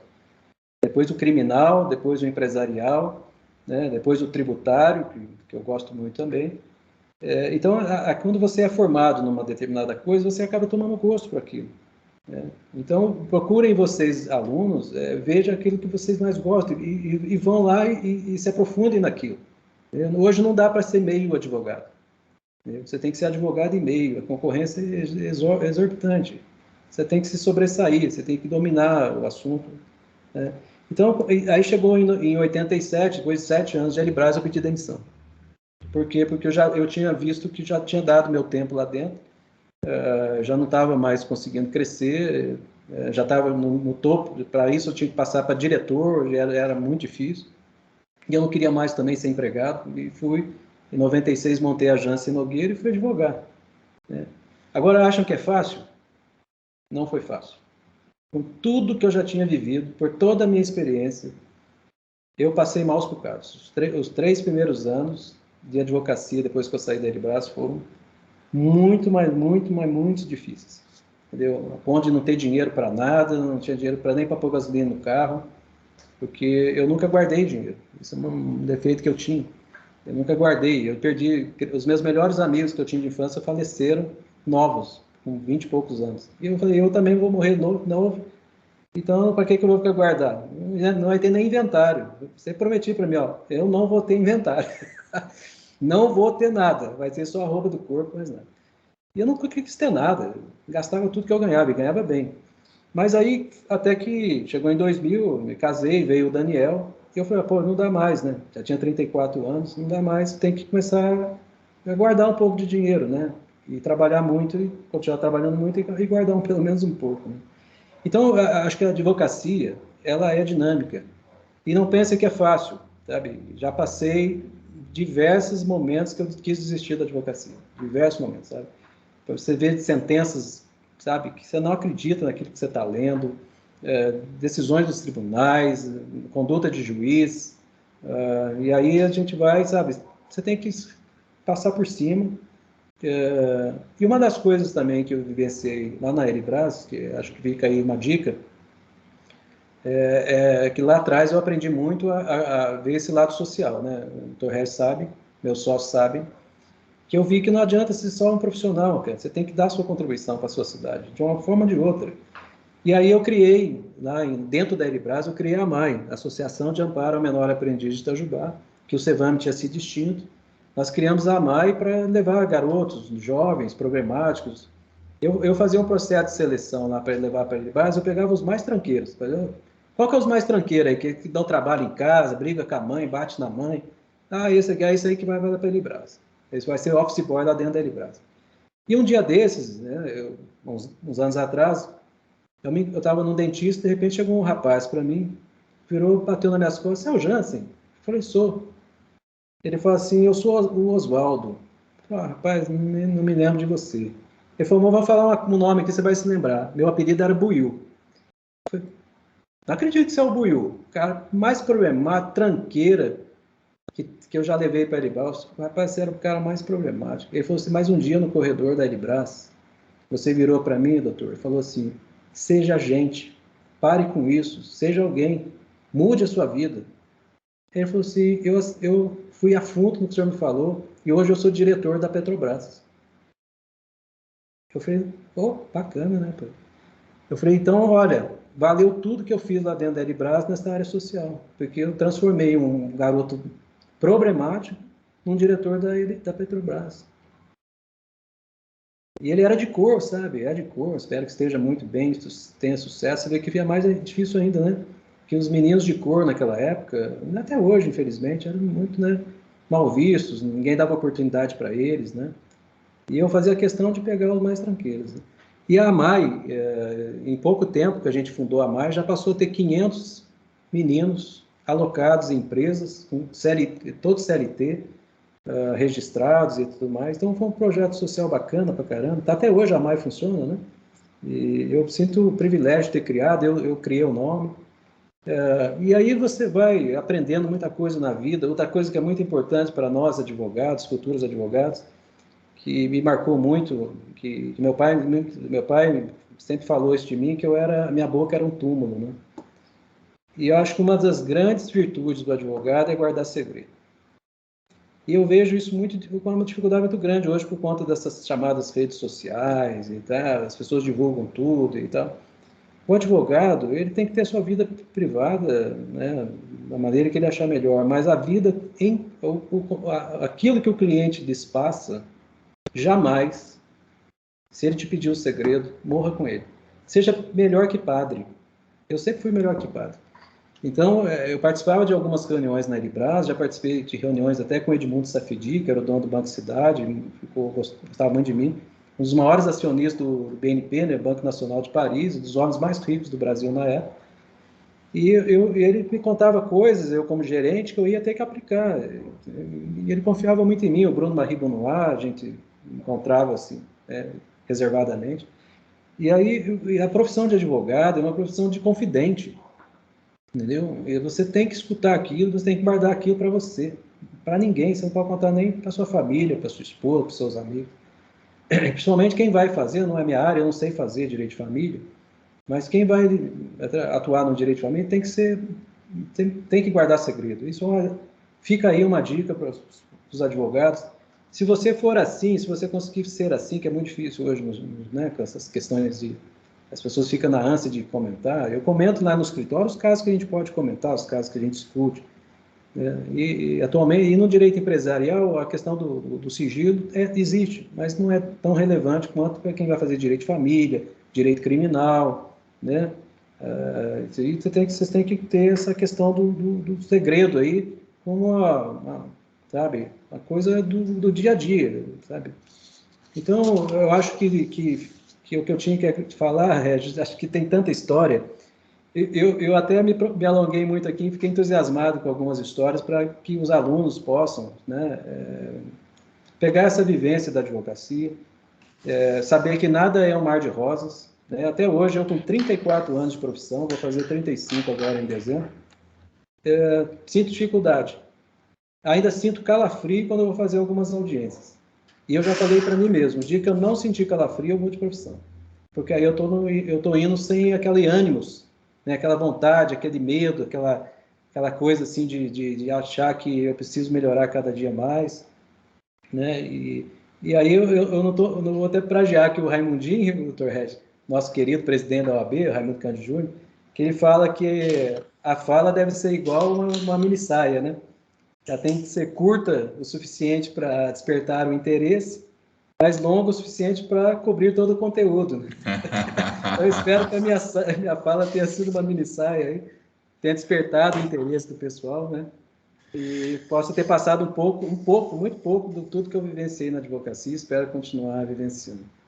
Muito obrigado, doutor Regis, pelo convite. Doutor Jâncio, eu que agradeço e já vou estender aqui o convite para um segundo momento, vou colocar uma segunda fala pós-Elibraz, né, para o senhor poder contar para nós depois os causos e casos pós-Elibraz.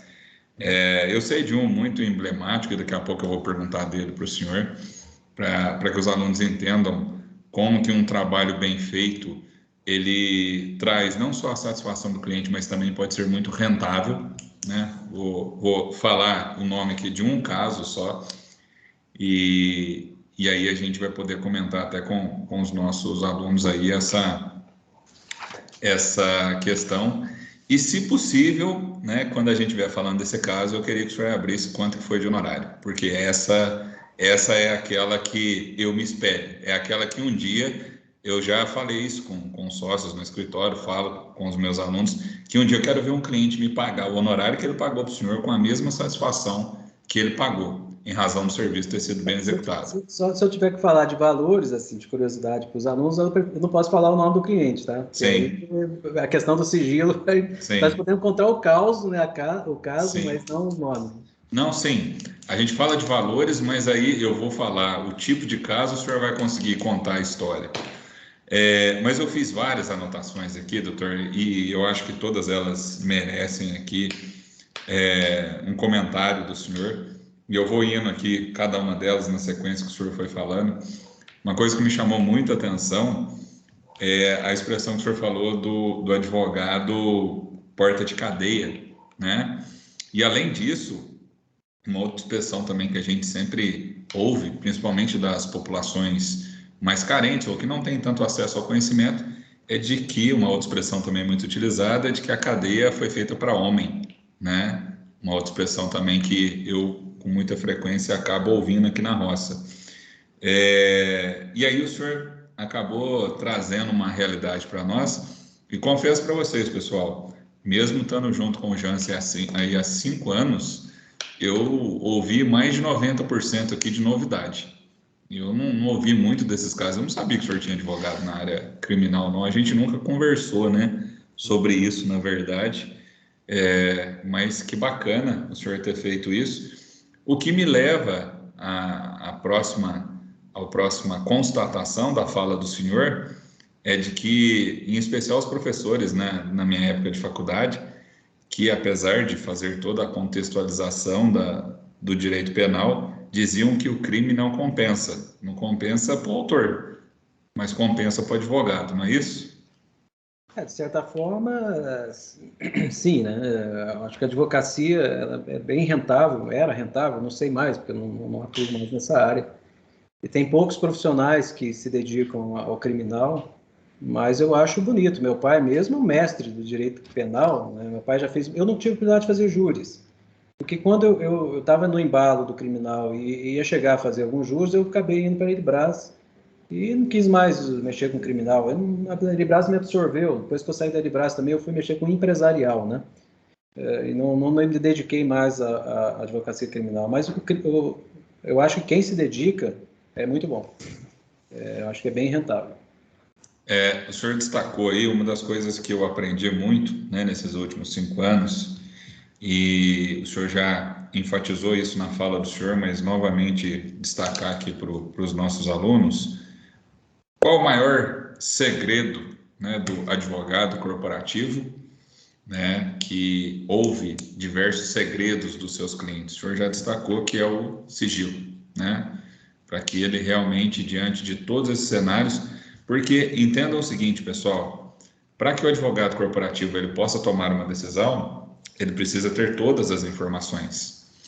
E muitas vezes são informações que estão diretamente ligadas ao know-how da empresa. E essa talvez, né, seja aí o grande motivo, e eu acho que é isso que eu queria provocar o senhor para falar um pouco mais da importância desse sigilo quando se fala em relação à advocacia corporativa. Eu acho assim, dentro da advocacia corporativa, somente aqui no interior, a gente fala muito trabalhista, né? Acho que a primeira coisa que o empresário... Depois a parte societária, que é bem interessante, você vai trabalhar com os contratos, né? Seja contrato societário, seja contrato de compra e venda. Agora aí com essa nova, né, Lei Geral de Proteção de Dados, criou um nicho espetacular aí para os advogados dentro das empresas, né? Fazer toda aquela estruturação, né, da questão do sigilo. E principalmente que eu acho a questão tributária, que é muito forte, né? Dentro das empresas. Mas eu vejo, doutor Regis, que com o tempo, né, a gente vai sendo muito conselheiro, né? Na época, hoje, sabem, lá no escritório, que em termos de empresa nós diminuímos muito, mas chegou uma época da minha vida, uma época meio nebulosa na minha vida, que eu estava separado, né, no primeiro casamento, eu cheguei a ter sozinho 48 empresas. Eu era advogado de 48 empresas ao mesmo tempo, desde clínicas até grandes empresas. Eu trabalhava simplesmente das 7 às 11, todos os dias. Entrava no escritório às 7 horas da noite, às 7 horas da manhã, saía às 11 horas da noite. De segunda a sexta, e praticamente também, às vezes, os finais de semana. Então, foi um período bastante interessante, porque eu queria, né, sair daquela vida que eu tinha de não guardar dinheiro, nunca tinha guardado, então eu precisava guardar. E aí eu trabalhei muito. Mas o que eu via nos empresários? Às vezes eles precisavam ter um advogado conselheiro. Às vezes uma opinião, às vezes uma questão trabalhista, às vezes uma questão societária, às vezes estava uma divergência com sócios. O que eu faço? Tem uma divergência com sócios, a gente procurava aproximar, procurava entender, né? A gente tinha muita demanda de contratos, né? E por eu ter trabalhado na Elibras muito tempo, praticamente nessa área de contratos, isso aí fazia com muita facilidade. Então, acho que essa bagagem que eu fui adquirindo foi ajudando muito nesse lado empresarial. Mas não que os recém-formados não consigam, eu acho que isso é muito, sabe, você tem que pegar uma área e você ir nela. Entendeu? E como eu tenho muito tempo, já passei por várias áreas do direito, eu sei que a gente vai acabando, você vai tendo uma opção, né? O senhor destacou também outro ponto na fala do senhor, no início, né, da carreira relacionada à junta de conciliação, até para os estudantes agora terem um ponto de referência, é mais ou menos o que nós encontramos hoje nos juizados especiais referentes à parte de atermação, né? O trabalho que eles fazem de recepcionar dentro daquilo que eles entendem do direito e colocarem isso a termo, né? Colocarem isso no papel para que possa virar uma ação. Acredito a Lei 9.099, né? 9.099. E que nós estamos falando de uma legislação que vem muito depois, né, dessa atuação da época que vocês estavam na junta. Hoje, acho que uma questão interessante, ainda tem na Justiça do Trabalho a possibilidade do trabalhador ir fazer a termação? No CLT praticamente não, né? Praticamente anulou isso aí, a presença do advogado é indispensável, né? Então, a não ser que a pessoa faça de próprio termo, né? Sim. Mas não a termada pela vara do trabalho. Você pode fazer o justo postulante ele mesmo, né? Sim. Não mais com toda aquela assessoria que tinha na época. Isso durou por muito tempo, né, de ir lá na vara do trabalho e ter um funcionário lá que vai te atender, vai te explicar os seus direitos, vai atermar aqui, né, transcrever os seus pedidos. Isso não tem mais, né? Tem um outro ponto muito importante da fala do senhor, quando o senhor fala em relação à preparação para as audiências, né? Onde o senhor fala em autoridade, conhecimento, confiança. E eu acredito que a gente pode fazer uma correlação, né, de todos esses elementos quando a gente toca num ponto que eu e o senhor, a gente sempre fala aí no escritório, que é em relação à concorrência, em relação ao número de alunos de faculdades de direito que tem. Até a época que o senhor falou que o senhor foi fazer vestibular, quais eram as opções que o senhor tinha? O senhor poderia fazer direito em Pouso Alegre ou onde? Qual seria uma outra opção que o senhor teria? Além da Faculdade de Direito Sul de Minas, não tinha outra aqui no Sul de Minas, na minha Tem que época. ser o FMG, o senhor teria que ir para Belo Horizonte. Talvez ir para Belo Horizonte, ou no Vale do Paraíba, Taubaté, né? Sim. Não tinha nenhuma outra faculdade aqui na região. E assim, hoje, né, vamos colocar aí Pouso Alegre, hoje, salvo me engano, são 4 faculdades de Direito, Itajubá são 2 faculdades de Direito. Se nós levarmos em consideração em que todas elas, no seu auge, vão colocar aí, em média, né, vou colocar em média, aproximadamente 300 novos bacharéis em Direito, né, no mercado. Dentro desse conceito, o senhor coloca de autoridade, conhecimento e confiança, qual é a recomendação que o senhor dá, né? O senhor já destacou isso na fala do senhor, para que eles se destaquem no mercado de trabalho? O que eles precisam fazer? Acho que a primeira coisa é o seguinte, por que o pessoal vai para o direito? Porque o direito abre portas. Se você faz medicina, você vai ser médico. Se você faz engenharia, você vai ser engenheiro. Se você faz qualquer outro curso, você vai ser formado naquele curso. Agora, você faz o curso de direito, você não necessariamente precisa ser advogado. Advogado é uma das opções do direito. Existem diversos cargos públicos que você só ingressa se você tiver o bacharelado. Diversos cargos. Na Justiça do Trabalho, praticamente todos. Entendeu? Desde o funcionário, não sei a nomenclatura atual, mas praticamente todos os cargos você tem que ter o curso de direito. E diversos, né, oportunidades, cargos públicos, etc. E para você ser delegado, você tem que ser formado em direito, você ser juiz, ser promotor, né? Para você ocupar um cargo num consulado, você tem que ser formado. Então, o direito, ele, por mais que ele tenha proliferado bastante, as oportunidades são muito grandes. Obviamente que na advocacia, eu acho que assim as coisas podem dificultar um pouco, porque nós moramos, né, numa cidade pequena, e agora nós tivemos uma grande revolução no direito, né, com a pandemia. Acho que o direito foi aquele que foi mais sacudido, né, com a pandemia. E agora mesmo nós estamos aqui falando à distância. Eu estou em Pouso Alegre. Quem diria eu nunca imaginei na minha vida que eu faria uma audiência online, salvo as sustentações nos tribunais. Isso já existia, bem antes da pandemia. Mas eu nunca imaginei fazer uma audiência online. Então, isso abriu um leque para a advocacia muito grande. Você pode estar aqui advogando em qualquer lugar do Brasil, né? Você pode advogar à distância. E isso vai revolucionar também a medicina, com a telemedicina, né? Agora, com 5G, espera-se fazer cirurgias à distância no Brasil, né? Que já existe na Europa, nos Estados Unidos. As cirurgias à distância, o atendimento médico à distância, porque você vai poder ver o paciente. E no nosso ramo isso vai acontecer, você vai poder estar conversando com o seu cliente à distância. Então, vai fazer com que as oportunidades na área do direito se estendam muito.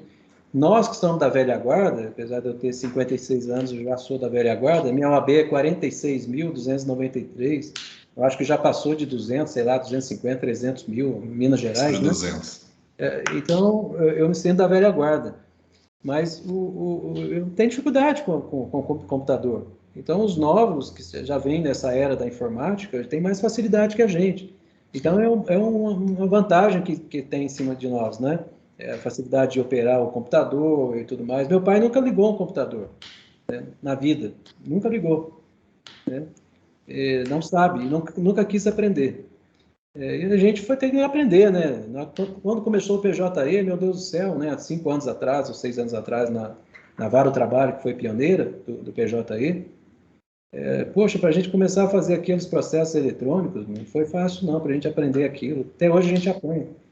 Né? E com as mudanças de sistema, a gente chega à conclusão que a gente nunca vai aprender, porque quando você começa a saber mudar o sistema, você tem que ir lá se atualizar. Então, virou dinâmico demais a advocacia por conta dessa parte da tecnologia, que não existia. Eu sou da época da máquina de escrever, do papel, né? Então, as coisas vão mudando.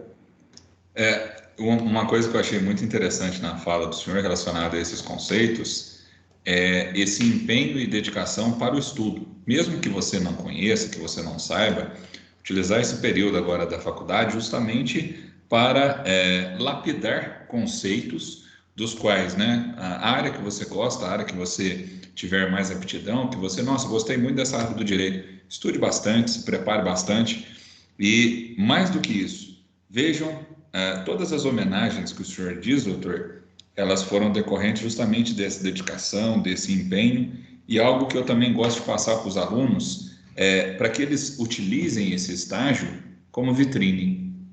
O estágio tem que ser uma vitrine do profissional que ele espera ser, e não entrar, com todo respeito, tá, os profissionais que trabalham nas respectivas varas, seja ela na civil, na trabalhista, mas tendem a um comodismo, né? Parece que quando entra para trabalhar hoje no fórum, né, seja qualquer um deles, o cursinho, diferentemente daquele que o Dr. Jansen fala que teve à época, o cursinho hoje é como atender mal, como ser mal educado, né, e como inventar desculpas. Não é isso que a gente espera. A gente espera que aconteça como o senhor disse na história do senhor. O senhor conheceu, os alunos conhecerem o outro lado, o que acontece nos bastidores, por que um processo demora tanto para ter uma conclusão, né, os tempos ali, as movimentações, mas ao mesmo tempo não perder aquele conceito que o senhor também trouxe de humanidade, né, para que haja um atendimento humano. Vocês vão encontrar, né, pessoas dos mais diferentes tipos. Nós estamos falando aqui hoje com uma das pessoas que eu sempre brinco com ele no escritório. Ele é um lord inglês, porque na audiência está tendo a maior confusão, todo mundo se xingando. Já tive uma audiência com ele, que o advogado estava atacando pessoalmente a nós, né? E aqui, gente, ó, não muda. Essa expressão que ele está aí é a mesma que ele fica. Pode estar tendo um tsunami, um tornado, qualquer coisa. Juiz bravo, é dessa forma, não muda o tom de voz. Então, eu queria muito que vocês conhecessem essa pessoa, conhecessem um pouco do homem, né, do profissional que deu oportunidade a vários advogados, dá oportunidade ainda a muitas pessoas, né, estagiários, advogados, para trabalhar no escritório. E agora eu queria entrar em alguns pontos que são mais específicos, né? E vou falar então, como o senhor mesmo disse, né, tendo em vista aí o nosso sigilo, vou falar então em áreas e o senhor já vai saber o que nós vamos estar trabalhando. Teve um dia o Dr. Jens pediu para eu participar de uma reunião no Vale de um cliente nosso, cliente do Dr. Jens, eu só fiz a gentileza de ir nessa reunião, que ele tinha um produto, né, um produto muito utilizado veículos, né? Em veículos, muito utilizado em veículos, em especial nos pedágios. E acabou que esse produto começou a apresentar uma série de defeitos, né, relacionados à duração da bateria, né? E por conta disso, a empresa, né, que contratava esse produto do nosso cliente cancelou o contrato e entrou com um pedido aí de uma indenização milionária. E aí, agora com o senhor pode contar mais detalhes. Eu acho uma coisa que eu gostaria de deixar uma dica aqui para os alunos é o seguinte: na minha vida profissional, eu sempre tenho a absoluta certeza que faculdade não faz aluno. É o aluno que faz a faculdade. Então não importa se você vai se formar na Unopar, se formar na FEP, na FDSM, seja onde for, sabe? Se você não for um bom aluno, se você não se interessar, você não estudar, não culpe a faculdade. Então, eu acho que eu já me deparei, na minha vida profissional, com diversos grandes escritórios. Eu já tive negociações violentas com Gouveia Vieira, no Rio de Janeiro, depois que eu saí da Eribras. Já tive enormes negociações com o Pinheiro Neto, em São Paulo, dos maiores escritórios de advocacia do Brasil. Já tive problemas com vários, assim, ex-adversos, grandes escritórios. Nunca me intimidou o fato do cara ser formado na FGV. Eu já fiz vários cursos na FGV em São Paulo. Nunca me intimidou o fato. Já fiz curso em Sorbonne, em Paris, de Direito Internacional. Fiquei um mês em Paris fazendo curso. Nunca me intimidou o cara vem e fala, eu sou formado lá, não sei aonde, tá, né, tá, nas maiores faculdades. Não faz nenhuma diferença para mim, né? Porque o que faz é a gente, é o nosso estudo, nossa dedicação. Então, o que o Regis está comentando é um fato que o meu ex-adverso é um grande escritório de Campinas, né, um dos maiores escritórios de Campinas. Nós perdemos a ação em primeira instância, em Santa Rita, perdemos em segunda instância no TJMG. Chegou um momento que a gente tinha que arrolar um terceiro interessado, que era uma empresa multinacional, isso eu posso falar o nome dela, que é a Intel. Tivemos que envolver a Intel no processo, né, e aí tinha uma cláusula que tinha que ir lá para os Estados Unidos, né, para Califórnia e tal.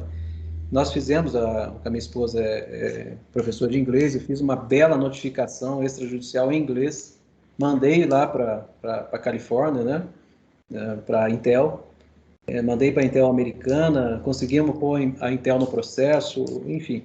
Depois de duas ação perdida, nós fizemos um acordo, eu fiz um acordo com o Pinheiro Neto em São Paulo. Qual era o valor da dívida, doutor? A dívida atualizada dava basicamente 10 milhões de reais. Entendeu? E nós transformamos a dívida de 10 milhões numa receita de praticamente 4,5 milhões de reais. Nós recebemos. Né? Porque aí essa notificação que eu fiz com o processo perdido, o advogado, de um modo geral, quando ele perde a ação, primeiro que ele já, poxa, está perdido, perdeu, vamos lá. Eu nunca me... Sabe, sentença contrária, acordo contrário, não significa que você perdeu a ação. Entendeu? Existem outros meios. Aí você tem que buscar esses outros meios. E aí que eu fui buscar os outros meios. Eu senti que eu tinha um espaço para pegar um terceiro interessado no processo. Estudem isso, terceiro interessado. Chamei esse terceiro interessado, não fiz denunciação na lide, não fiz chamamento ao processo. Tá? Nós colocamos o terceiro interessado, as duas partes, autor e réu, de comum acordo. Colocamos na fase de perícia. Isso é possível. Você pode trazer um terceiro para dentro do processo civil na fase de perícia. Estudem isso, é muito interessante. E ao trazer a Intel para dentro do processo, nós conseguimos fazer esse acordo. Né? E meu cliente recebeu, eu recebi 400 mil reais de honorários isso ano passado. Acho que me ajudou bastante, num momento bom. Esse número que eu queria que os alunos ouvissem é um negócio impressionante. O nosso cliente devia 10 milhões. Perdeu em primeira instância, em segunda instância, e o senhor conseguiu reverter isso para um crédito de 4,5 milhões. Eu tinha 10% de êxito. Uhum. Mas, na verdade, assim, eu acho que o honorários... Outra coisa que eu queria deixar uma dica aqui para o aluno, para nós, né, advogados, se você for pegar um processo em busca só dos honorários, não vai valer muito a pena, entendeu? Eu acho que honorários é consequência, não é o fim. O fim é você, primeiro, se satisfazer. Aprenda uma outra coisa, que a gente sabe muito bem lá no escritório, né, doutor Regis? Nunca espere que um cliente vai te dar muito obrigado. Por mais esse reconhecimento, cliente, né? Não espere reconhecimento. Esse cliente, ele fala, ele me agradece até hoje. Os clientes eram vários sócios, mas não esperem, cara, porque se vocês esperarem isso, você tem que trabalhar com o teu ego. É o teu ego que vale. É o teu êxito que vale, é o teu estudo que vale. Não é o muito obrigado. Meu pai me ensinou muito isso lá atrás. Né? Não espere muito obrigado o cliente. Né? Faça a sua parte. Você está ganhando para isso, ele está te pagando. Entendeu? E se ele te pagar, tá bom. Uhum. É só isso. A satisfação é pessoal. Né? Então, transformar ações perdidas em vitória, a gente já teve vários casos. Né? Então, felizmente, a gente não pode abandonar o processo. A gente tem que achar que tem uma saída. Foram quantos anos de processo, esse processo? 5 anos. 5 anos? 5 anos de processo. Então, uma pergunta que eu quero fazer para o senhor agora, que eu não sei se o senhor tem esse número, mas talvez uma estimativa. Quanto o senhor acha que o senhor lucrou para a Elebras? Não tem esse número, eu não consigo dimensionar isso, porque eu fiz muita coisa. Bom, desses 2 casos que eu falei, um foi $1 milhão, o primeiro caso, que me levou à grande ascensão dentro da Elebras, né? Elevou meu cargo e tudo mais. E foi uma negociação que eu conduzi, e depois essa da Vale do Rio Doce, E depois tivemos várias outras, que se eu for falar que nós vamos ficar a noite inteira. Já busquei Sim. vários helicópteros. Tem uma vez que foi muito engraçado, eu tinha um cliente devendo, o dono da Davene. Cara, aquele japonês, eu já vi um cara metido. Mas eu fui lá em São Paulo negociar com o japonês, o dono da Davene. Cara, ele me destratou, me falou um monte de borracha. Esse jeito meu aí que o resto falou. Saí de lá agradecendo ele. Ele patrocinava a Xuxa na época, milionário, multimilionário.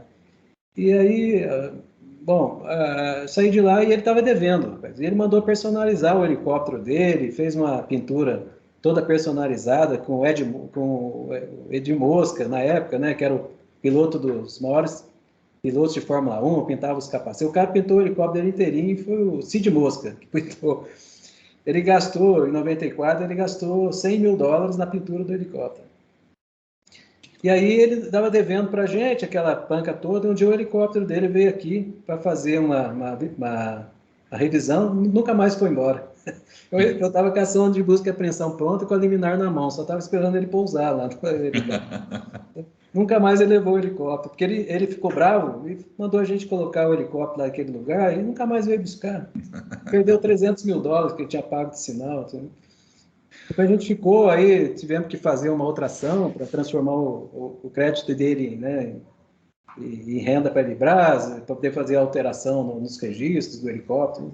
Então, eu acho assim, falar contra o Jair Conover é difícil, tive muitos e muitos casos. Eu não consigo aqui, em um dia, falar todos, né? Muita coisa, muita coisa. Ó, antes de eu abrir aqui para os alunos, doutor, eu só tenho mais duas colocações aqui que eu acho que a gente encerra.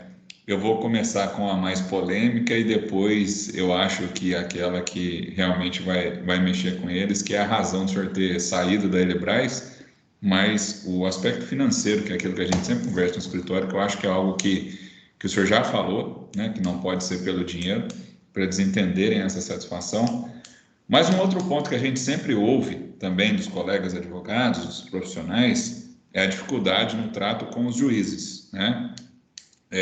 Muito embora, né, a nossa, como o senhor fez referência à Constituição, ela coloque que não há uma hierarquia, né, entre magistrados, entre os advogados, promotores, a gente vê isso na prática de uma forma um tanto quanto diferente por alguns juízes. Não vou colocar todos no mesmo balaio, não.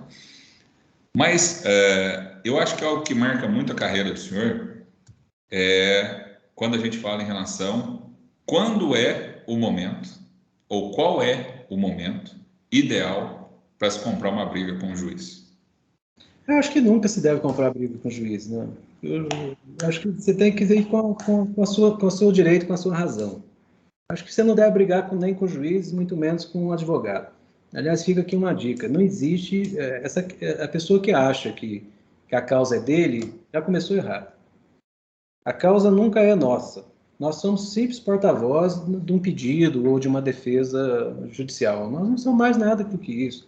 Nós não somos inimigos um do outro. Pelo contrário, eu costumo dizer no escritório, desde que eu voltei a advogar, em 1997, que eu abri a Jansen Nogueira Advocacia, então praticamente tem 23 anos de advocacia, que o tempo que eu fiquei na vara do trabalho, depois o tempo que eu fiquei advogando criminal, eu fui para a Elibras e eu me perdi. Eu comecei do zero.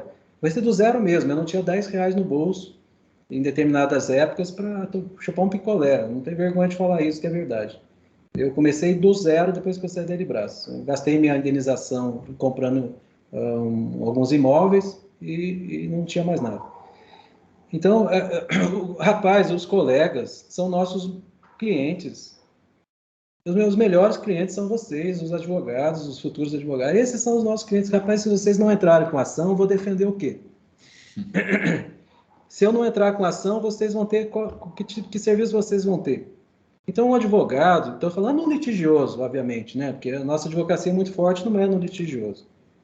Mas no litigioso, a gente precisa um do outro. O colega tem que brigar dentro do processo, jamais fora do processo. Eu sou amigo de todos que querem ser meus amigos. Eu tenho alguns que não gostam de mim, não sei porquê, talvez. Mas eu sou amigo de todo mundo. Eu considero a todos, trato todos muito bem. Agora, voltando ao assunto do juiz, eu já tive um episódio com o juiz aqui em Itajubá. Isso é público e notório, ficou muito famoso em Itajubá.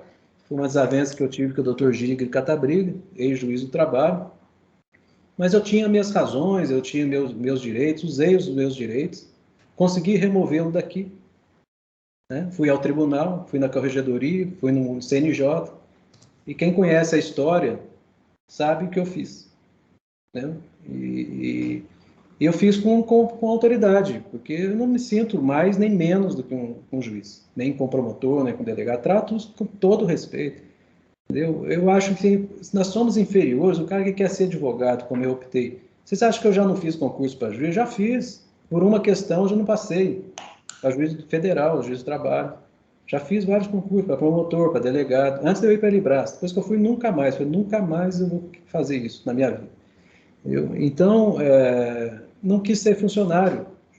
Agora, você acha que o advogado é mais ou menos do que o juiz? Não é nada, nós somos iguais. Nós somos iguais, não tem diferença nenhuma. Entendeu? O conhecimento que nós temos tem que ser o mesmo do juiz. E o juiz tem mais, eu digo para vocês por quê. Porque ele está enfronhado numa determinada área, ele tem mais casos que nós. Só por isso. Né? Um juiz julga, de repente, 100 casos e a gente tem um no escritório. Então, ele vivenciou 100 vezes aquele assunto e nós vivenciamos uma. Obviamente, ele vai adquirir mais conhecimento naquele caso que nós, isso é normal. Agora, vamos falar de um outro caso que ele não saiba. Vamos falar aqui de um direito internacional, igual eu tive que aplicar nesse caso aí da Intel. O juiz nenhum sabe. E é normal isso, porque a gente não sabe tudo. Aliás, a maior coisa, a maior prerrogativa, a maior verdade de um advogado é reconhecer que ele não sabe. E eu aprendi uma coisa na faculdade, doutor Regis, você que está aí, o doutor Rômulo Coelho ensinou uma coisa para nós lá na época, que é muito marcante.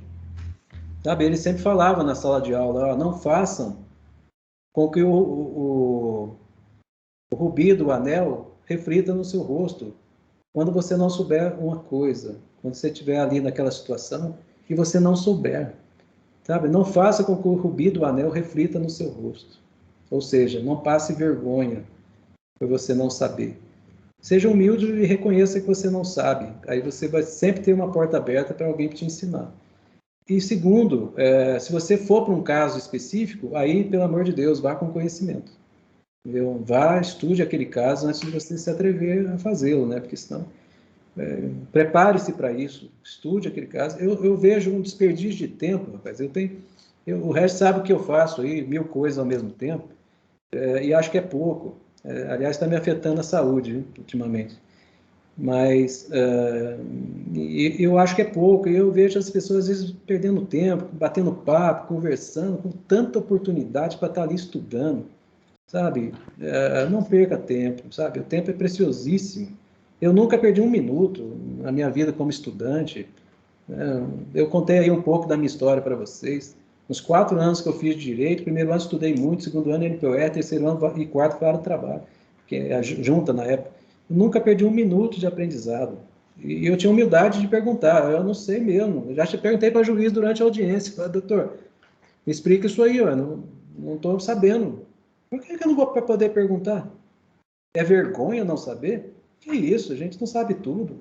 Aliás, quando você se acha que sabe, lá no Congresso já mudaram a lei e você já não sabe mais. Hoje mesmo eu estava conversando de manhã com uma pessoa falando de licitação, a pessoa, nossa, a lei 8666, eu falei, rapaz, não é mais. Foi revogada agora em abril. Foi revogada pela lei 14.133. Pode começar a estudar tudo de novo. Agora em abril de 2021, a lei de licitações foi revogada e muito alterada. Então, no direito, sabe, não dá para a gente falar que sabe, as coisas mudam. Eu já vi juiz perguntar para mim durante o doutor, como é que é isso aí mesmo? Claro, você acha que o juiz também é obrigado a saber tudo? Ele não sabe. Ele também não é obrigado a saber. Então, eu acho que brigar com o juiz, eu só tive um episódio na minha vida, doutor Red, nunca mais eu quero ter outro. Não foi uma briga, foi um entendimento que eu tive, e quem conhece a história sabe quem estava com a razão. E o CNJ disse quem estava com a razão, a corregedoria disse e fez o que tinha que fazer, afastou daqui. Né? Então, acho que a história, eu nunca quis ter esse tipo de coisa, rapaz, mas se também eu tiver que ter, eu não saio da briga fácil, não, sabe? Porque eu acho que a gente age com tanta razão, com tanta honestidade, com todo... Olha, é desagradável falar isso, né? A gente vê aí algumas histórias na imprensa e tal, mas eu acho que pode ter qualquer tipo de corrupto, sabe? Nada é aceitável. Mas o que é menos aceitável é um juiz corrupto. Isso é inadmissível, porque ele tem o poder da decisão na mão dele.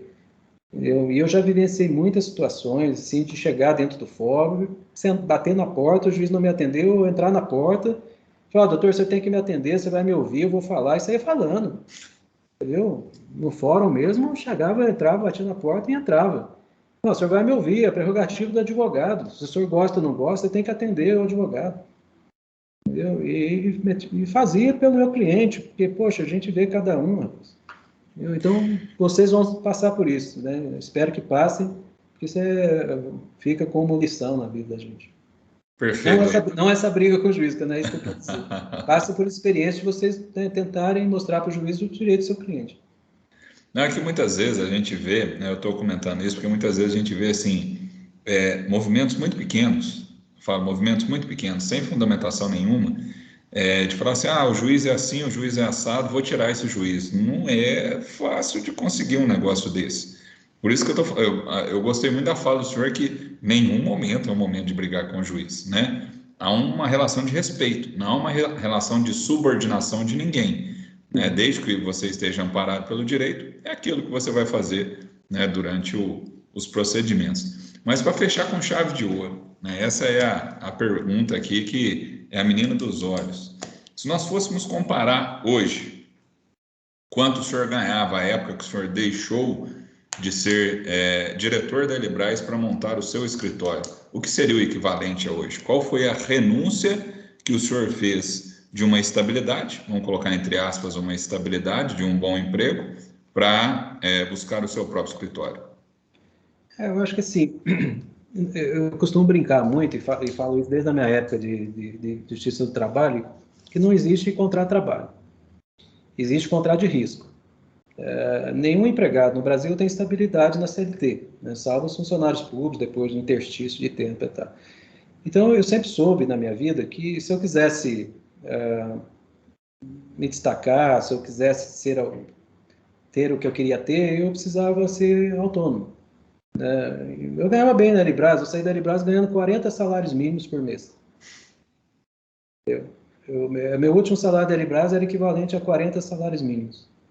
E eu pedi demissão mesmo assim. Foi um aviso prévio meio longo, de 8 meses, não queriam deixar eu sair de jeito nenhum. E depois eu conto a verdade, eu saí de 40 salários mínimos para zero. É simples assim. Entendeu? Por que eu fiz isso? Porque eu sabia que mais cedo ou mais tarde ia chegar a minha vez. Eu já tinha demitido muitas pessoas, e nada é para sempre. Eu estava conversando isso de manhã com a Ana Laura, acho que a opção de você arriscar na vida, tem um momento certo de fazer isso. E não tem idade, não. Eu, de repente, vou parar de advogar, fazer outra coisa. Qualquer hora eu decido por isso. Mas já na minha vida sempre fui saindo daquelas coisas para uma coisa assim que trouxesse mais desafios, né? Não é trazer mais dinheiro. Acho que o dinheiro nós vamos embora, vamos largar tudo aí. Eu acho que é trazer satisfação. Eu gosto de ser advogado. Eu tenho clientes que são incapazes de reconhecer o que a gente faz. Não faz a menor diferença para mim, né? Nenhuma. Essa semana mesmo, né, doutor? Tem 1 mês e meio que eu estou trabalhando num processo, uma defesa, de 42 milhões de reais. 42 milhões. 65 páginas. O senhor tem mais do que um TCC que os alunos vão escrever ao final da faculdade. Essa defesa que eu fiz, né, esses embargos à execução fiscal, foi um trabalho de muito tempo de estudo. Uma tese interessante, li muito os julgados do Supremo. Aliás, fica aí uma dica, comecem a ler os julgados do Supremo Tribunal Federal. Da primeira vez que vocês lerem, vocês não vão entender nada. E é perfeitamente normal, porque eu com 30 anos comecei a não entender nada do que eles estavam escrevendo. Eu tive que começar a ler várias vezes. É muito interessante. Eles começam a citar uns termos lá que a gente nunca viu na vida. E é bacana isso, que você vai estudar, vai ver por que é aquilo, o que significa aquilo. Tá? Então, e outra, sabe que o Dr. Reg, quando eu comecei a advogar muito, assim, muito trabalho, cheguei a ter 2.000 processos em andamento ao mesmo tempo, o que eu fazia? Eu não estudava, eu não gostava da doutrina, não me importava com a doutrina. Eu ia na jurisprudência, eu ia no caso concreto, porque se você tem que dar um feedback rápido para o teu cliente, você tem que dar uma resposta rápida, estude os julgados do tribunal. É lá que você vai ver quais são as teses, o que está prevalecendo. Estuda vários tribunais. Eu sempre assinei a IOB, desde que eu comecei a advogar, caro pra caramba a IOB, né? O júri síntese da IOB. Só parei de assinar agora, no ano retrasado, que assinei por mais de 20 anos. E ali eu tinha todos os compêndios de todos os tribunais, eu ia comparando um a um. Eu pegava o caso e ia estudando. Aí, quando eu já ia para o processo, já vinha trazendo os casos julgados. Sabia quando eu ia perder, quando eu ia ganhar. Já tinha o julgado na mão, né? Eu tinha estudado tudo, as teses, como é que aquilo prevalecia, e o voto dos relatores. Não vai lá ler emenda, você tem que ler o voto, para você saber o fundamento, né? Então, é estudo. Eu acho que é estudo. Estudo é tudo. E eu gosto de advogar. Mas assim, também tudo tem uma sua hora, né, doutor Regis? Acho que eu não vou conseguir alcançar meu pai, nem meu pai. Os dois têm honra ao mérito da advocacia. Obrigado, doutor. Eu vou ler aqui agora alguns comentários. Quem quiser fazer perguntas ao nosso convidado da noite, será sempre muito bem-vindo aí, né? As colocações, perguntas ou elogios, fiquem à vontade. Vou ler duas aqui, que foram feitas no chat, doutor. O Cláudio, excelente experiência, tanto no âmbito pessoal e profissional. E a Gisela, muito obrigada pela oportunidade de conhecer o doutor Jansen. Uma honra. Dos nossos queridos alunos convidados que estão em casa, alguém quer fazer algum comentário? Me desculpem se a dinâmica hoje foi um tanto quanto diferente, mas eu não estou aqui hoje somente como um moderador, né? Estou aqui como um fã também, e aí eu acabo fazendo mais perguntas do que vocês nesse momento. Mas fica aberto, né, para que caso vocês queiram fazer alguma ponderação, para o Dr. Jansen, ele está aqui, com certeza não vai ser a única vez que ele vai estar aqui, eu vou trazer de volta, mas nesse momento agora eu abro a palavra para vocês, para quem quiser fazer alguma consideração, tá bom? Nesse meio tempo, Laíse, você nos ouve?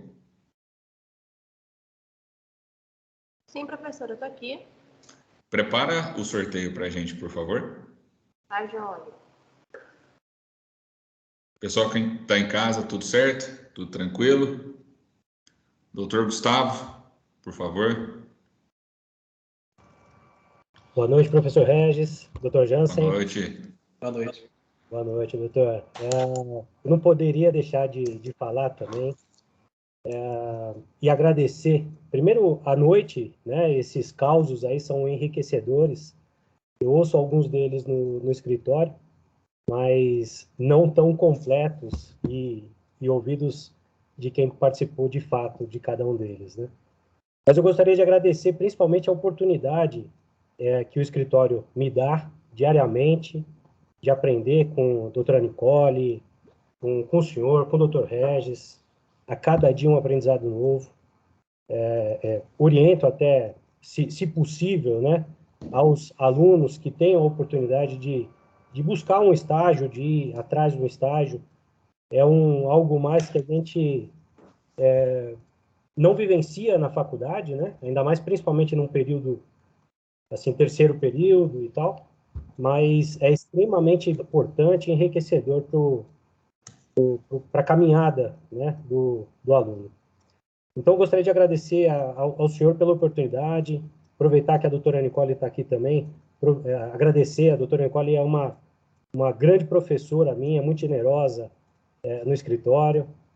Ana Laura, todos que eu tenho o prazer de conviver no escritório, e agradecer também pela noite de hoje. Obrigado, doutor. Obrigado. Eu queria agradecer a você, Gustavo, por estar tendo essa oportunidade de estar no escritório. Fica aí o meu muito obrigado por você estar lá, e também desculpa porque a vida é tão maluca, né, que a gente não tem tempo muito de conversar. E fica um agradecimento a todos vocês, né, que são nossos colegas, doutor Regis, doutor Paulo, aproveitando aqui a doutora Nicole, a nossa escudeira número 1, Ana Laura. Sem ela a gente está perdido, sabe? A gente tem muita coisa, ela controla a nossa agenda, chega a mandar puxão de orelhas para mim, doutor, está no final do prazo, doutor, é isso, doutor, que se não fosse ela, né? E aí o Gustavo e a Patrícia, que já estão recentemente no escritório, aproveitem todas as oportunidades para vocês aprenderem, dediquem o máximo possível. Eu estou lá, meu tempo é bem restrito, mas podem ficar à vontade de conversar comigo a hora que quiserem. Todos vocês, né? Se tiver um caso aí, vocês quiserem me mandar uma opinião, tudo eu faço. Nossa, eu tenho o maior prazer. O Dr. Regis comentou, já passaram diversos estagiários no meu escritório, hoje vários advogando. Eu sempre fui muito solícito, procurei ajudar a todos. Não vejo ninguém como concorrente. Eu acho que tem espaço para todos os bons advogados, né? E aí, isso aí. Desculpa, Regis, já estou alongando aqui muito. Não, tranquilo. Aqui nós temos mais alguns agradecimentos, doutora Alessandra, muito obrigado pela oportunidade, foi enriquecedor. Eliana Lopes, palestra de grande aprendizado, excelente. Ivânia Renó, parabéns pela palestra, muito enriquecedora. Obrigado pelas palavras de incentivo. Bom, doutor, eu acredito, até para não tomar mais o tempo do senhor, para o senhor também poder ter um tempo aí com o Francisco, né? Agradeço a disponibilidade, a oportunidade, sei o quanto é corrido, sei como é difícil conseguir encaixar isso na agenda, mas para nós foi um privilégio muito grande, né, contar com o senhor aqui nessa noite de hoje e deixar registrado, né, doutora Márcia disse que se o senhor não falasse que era filho dela, ia levar um puxão de orelha, então ficou muito bem registrado isso ao longo da palestra, nem eu vou levar o meu puxão de orelha no escritório, então tá tudo em paz em relação a isso. Eu acho assim, a base familiar, para quem tem filhos, para quem está... É tudo na vida, né? A base familiar é super importante. E eu procuro passar para o Francisco, Daniel, meus filhos, essa base que eu tive, né? Do meu pai, da minha mãe, exemplos, né? De perseverança na advocacia, né? E são exemplos para mim. Isso me trouxe muita dificuldade, né? Eu acho assim, se você quer botar uma carga de pressão no seu filho, dê o mesmo nome seu para ele, né? Porque ele vai ter que fazer jus ao nome. Então, meu pai me fez isso, né? Então, não foi fácil, não. Para ser melhor do que ele, foi bem difícil. Eu acho que eu consegui. Com certeza, com certeza. Muito obrigado, então, doutor.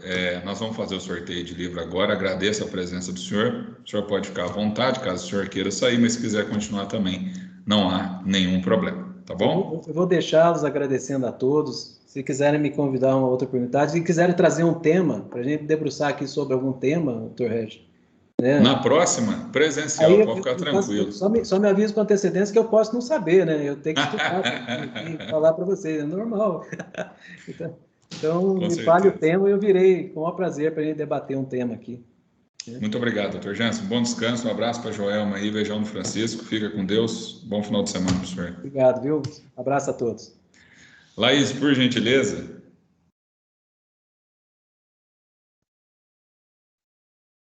Patrícia, desculpa, eu acabei não lendo o seu comentário, mas depois eu falo para ele, tá bom? Ok.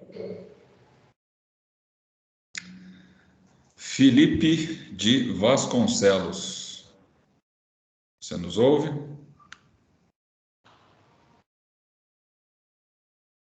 Conectado com a gente, você está. Se você estiver nos ouvindo, comente por gentileza, caso não tenha áudio, que você é o sorteado da noite. Tá bom? Ele está aqui na sala, Laís, então preencha os requisitos. Ele será o sorteado da noite, pode reservar o livro para ele. Certo? Professor, tá bom, combinado. Pessoal, meu muito obrigado a todos vocês, né, por participarem dessa carreira de sucessos. Eu sou muito suspeito para poder falar do Jansen, é uma pessoa que eu admiro muito, é um advogado que eu me inspiro, né? Então, tento trazer para vocês aqui convidados que também possam servir de motivação e inspiração. Algo que eu anotei aqui, que eu acho que fica como reflexão dessa carreira de sucessos, é o seguinte: todos nós somos falíveis. O que isso quer dizer? Todos nós estamos sujeitos a errar. Isso é humano, né? Isso que nos dá esse caráter de humanidade. Mas mais importante, né, do que reconhecer que nós erramos é ter a hombridade, ter essa capacidade de reconhecer os erros, e existe uma palavra que muda tudo, que se chama desculpa, né? Acrescentem essa palavra ao vocabulário de vocês e tenham certeza que isso vai melhorar muito as relações, não só interpessoais, mas também as relações profissionais, porque, como disse, todos nós somos falíveis. Pessoal, muito obrigado, bom final de semana a todos vocês e nos vemos na próxima semana, se Deus quiser. Um grande abraço. Tchau, Boa noite, professor. professor. Muito Boa bacana, noite. excelente noite. Boa noite, professor. Obrigado. Tchau, Não tchau. é mesmo? O professor está de parabéns por mais esse convidado, viu? Obrigado. Preencheu a noite. Muito Obrigado. Bom obrigada. descanso para vocês. Boa noite. Tchau, tchau.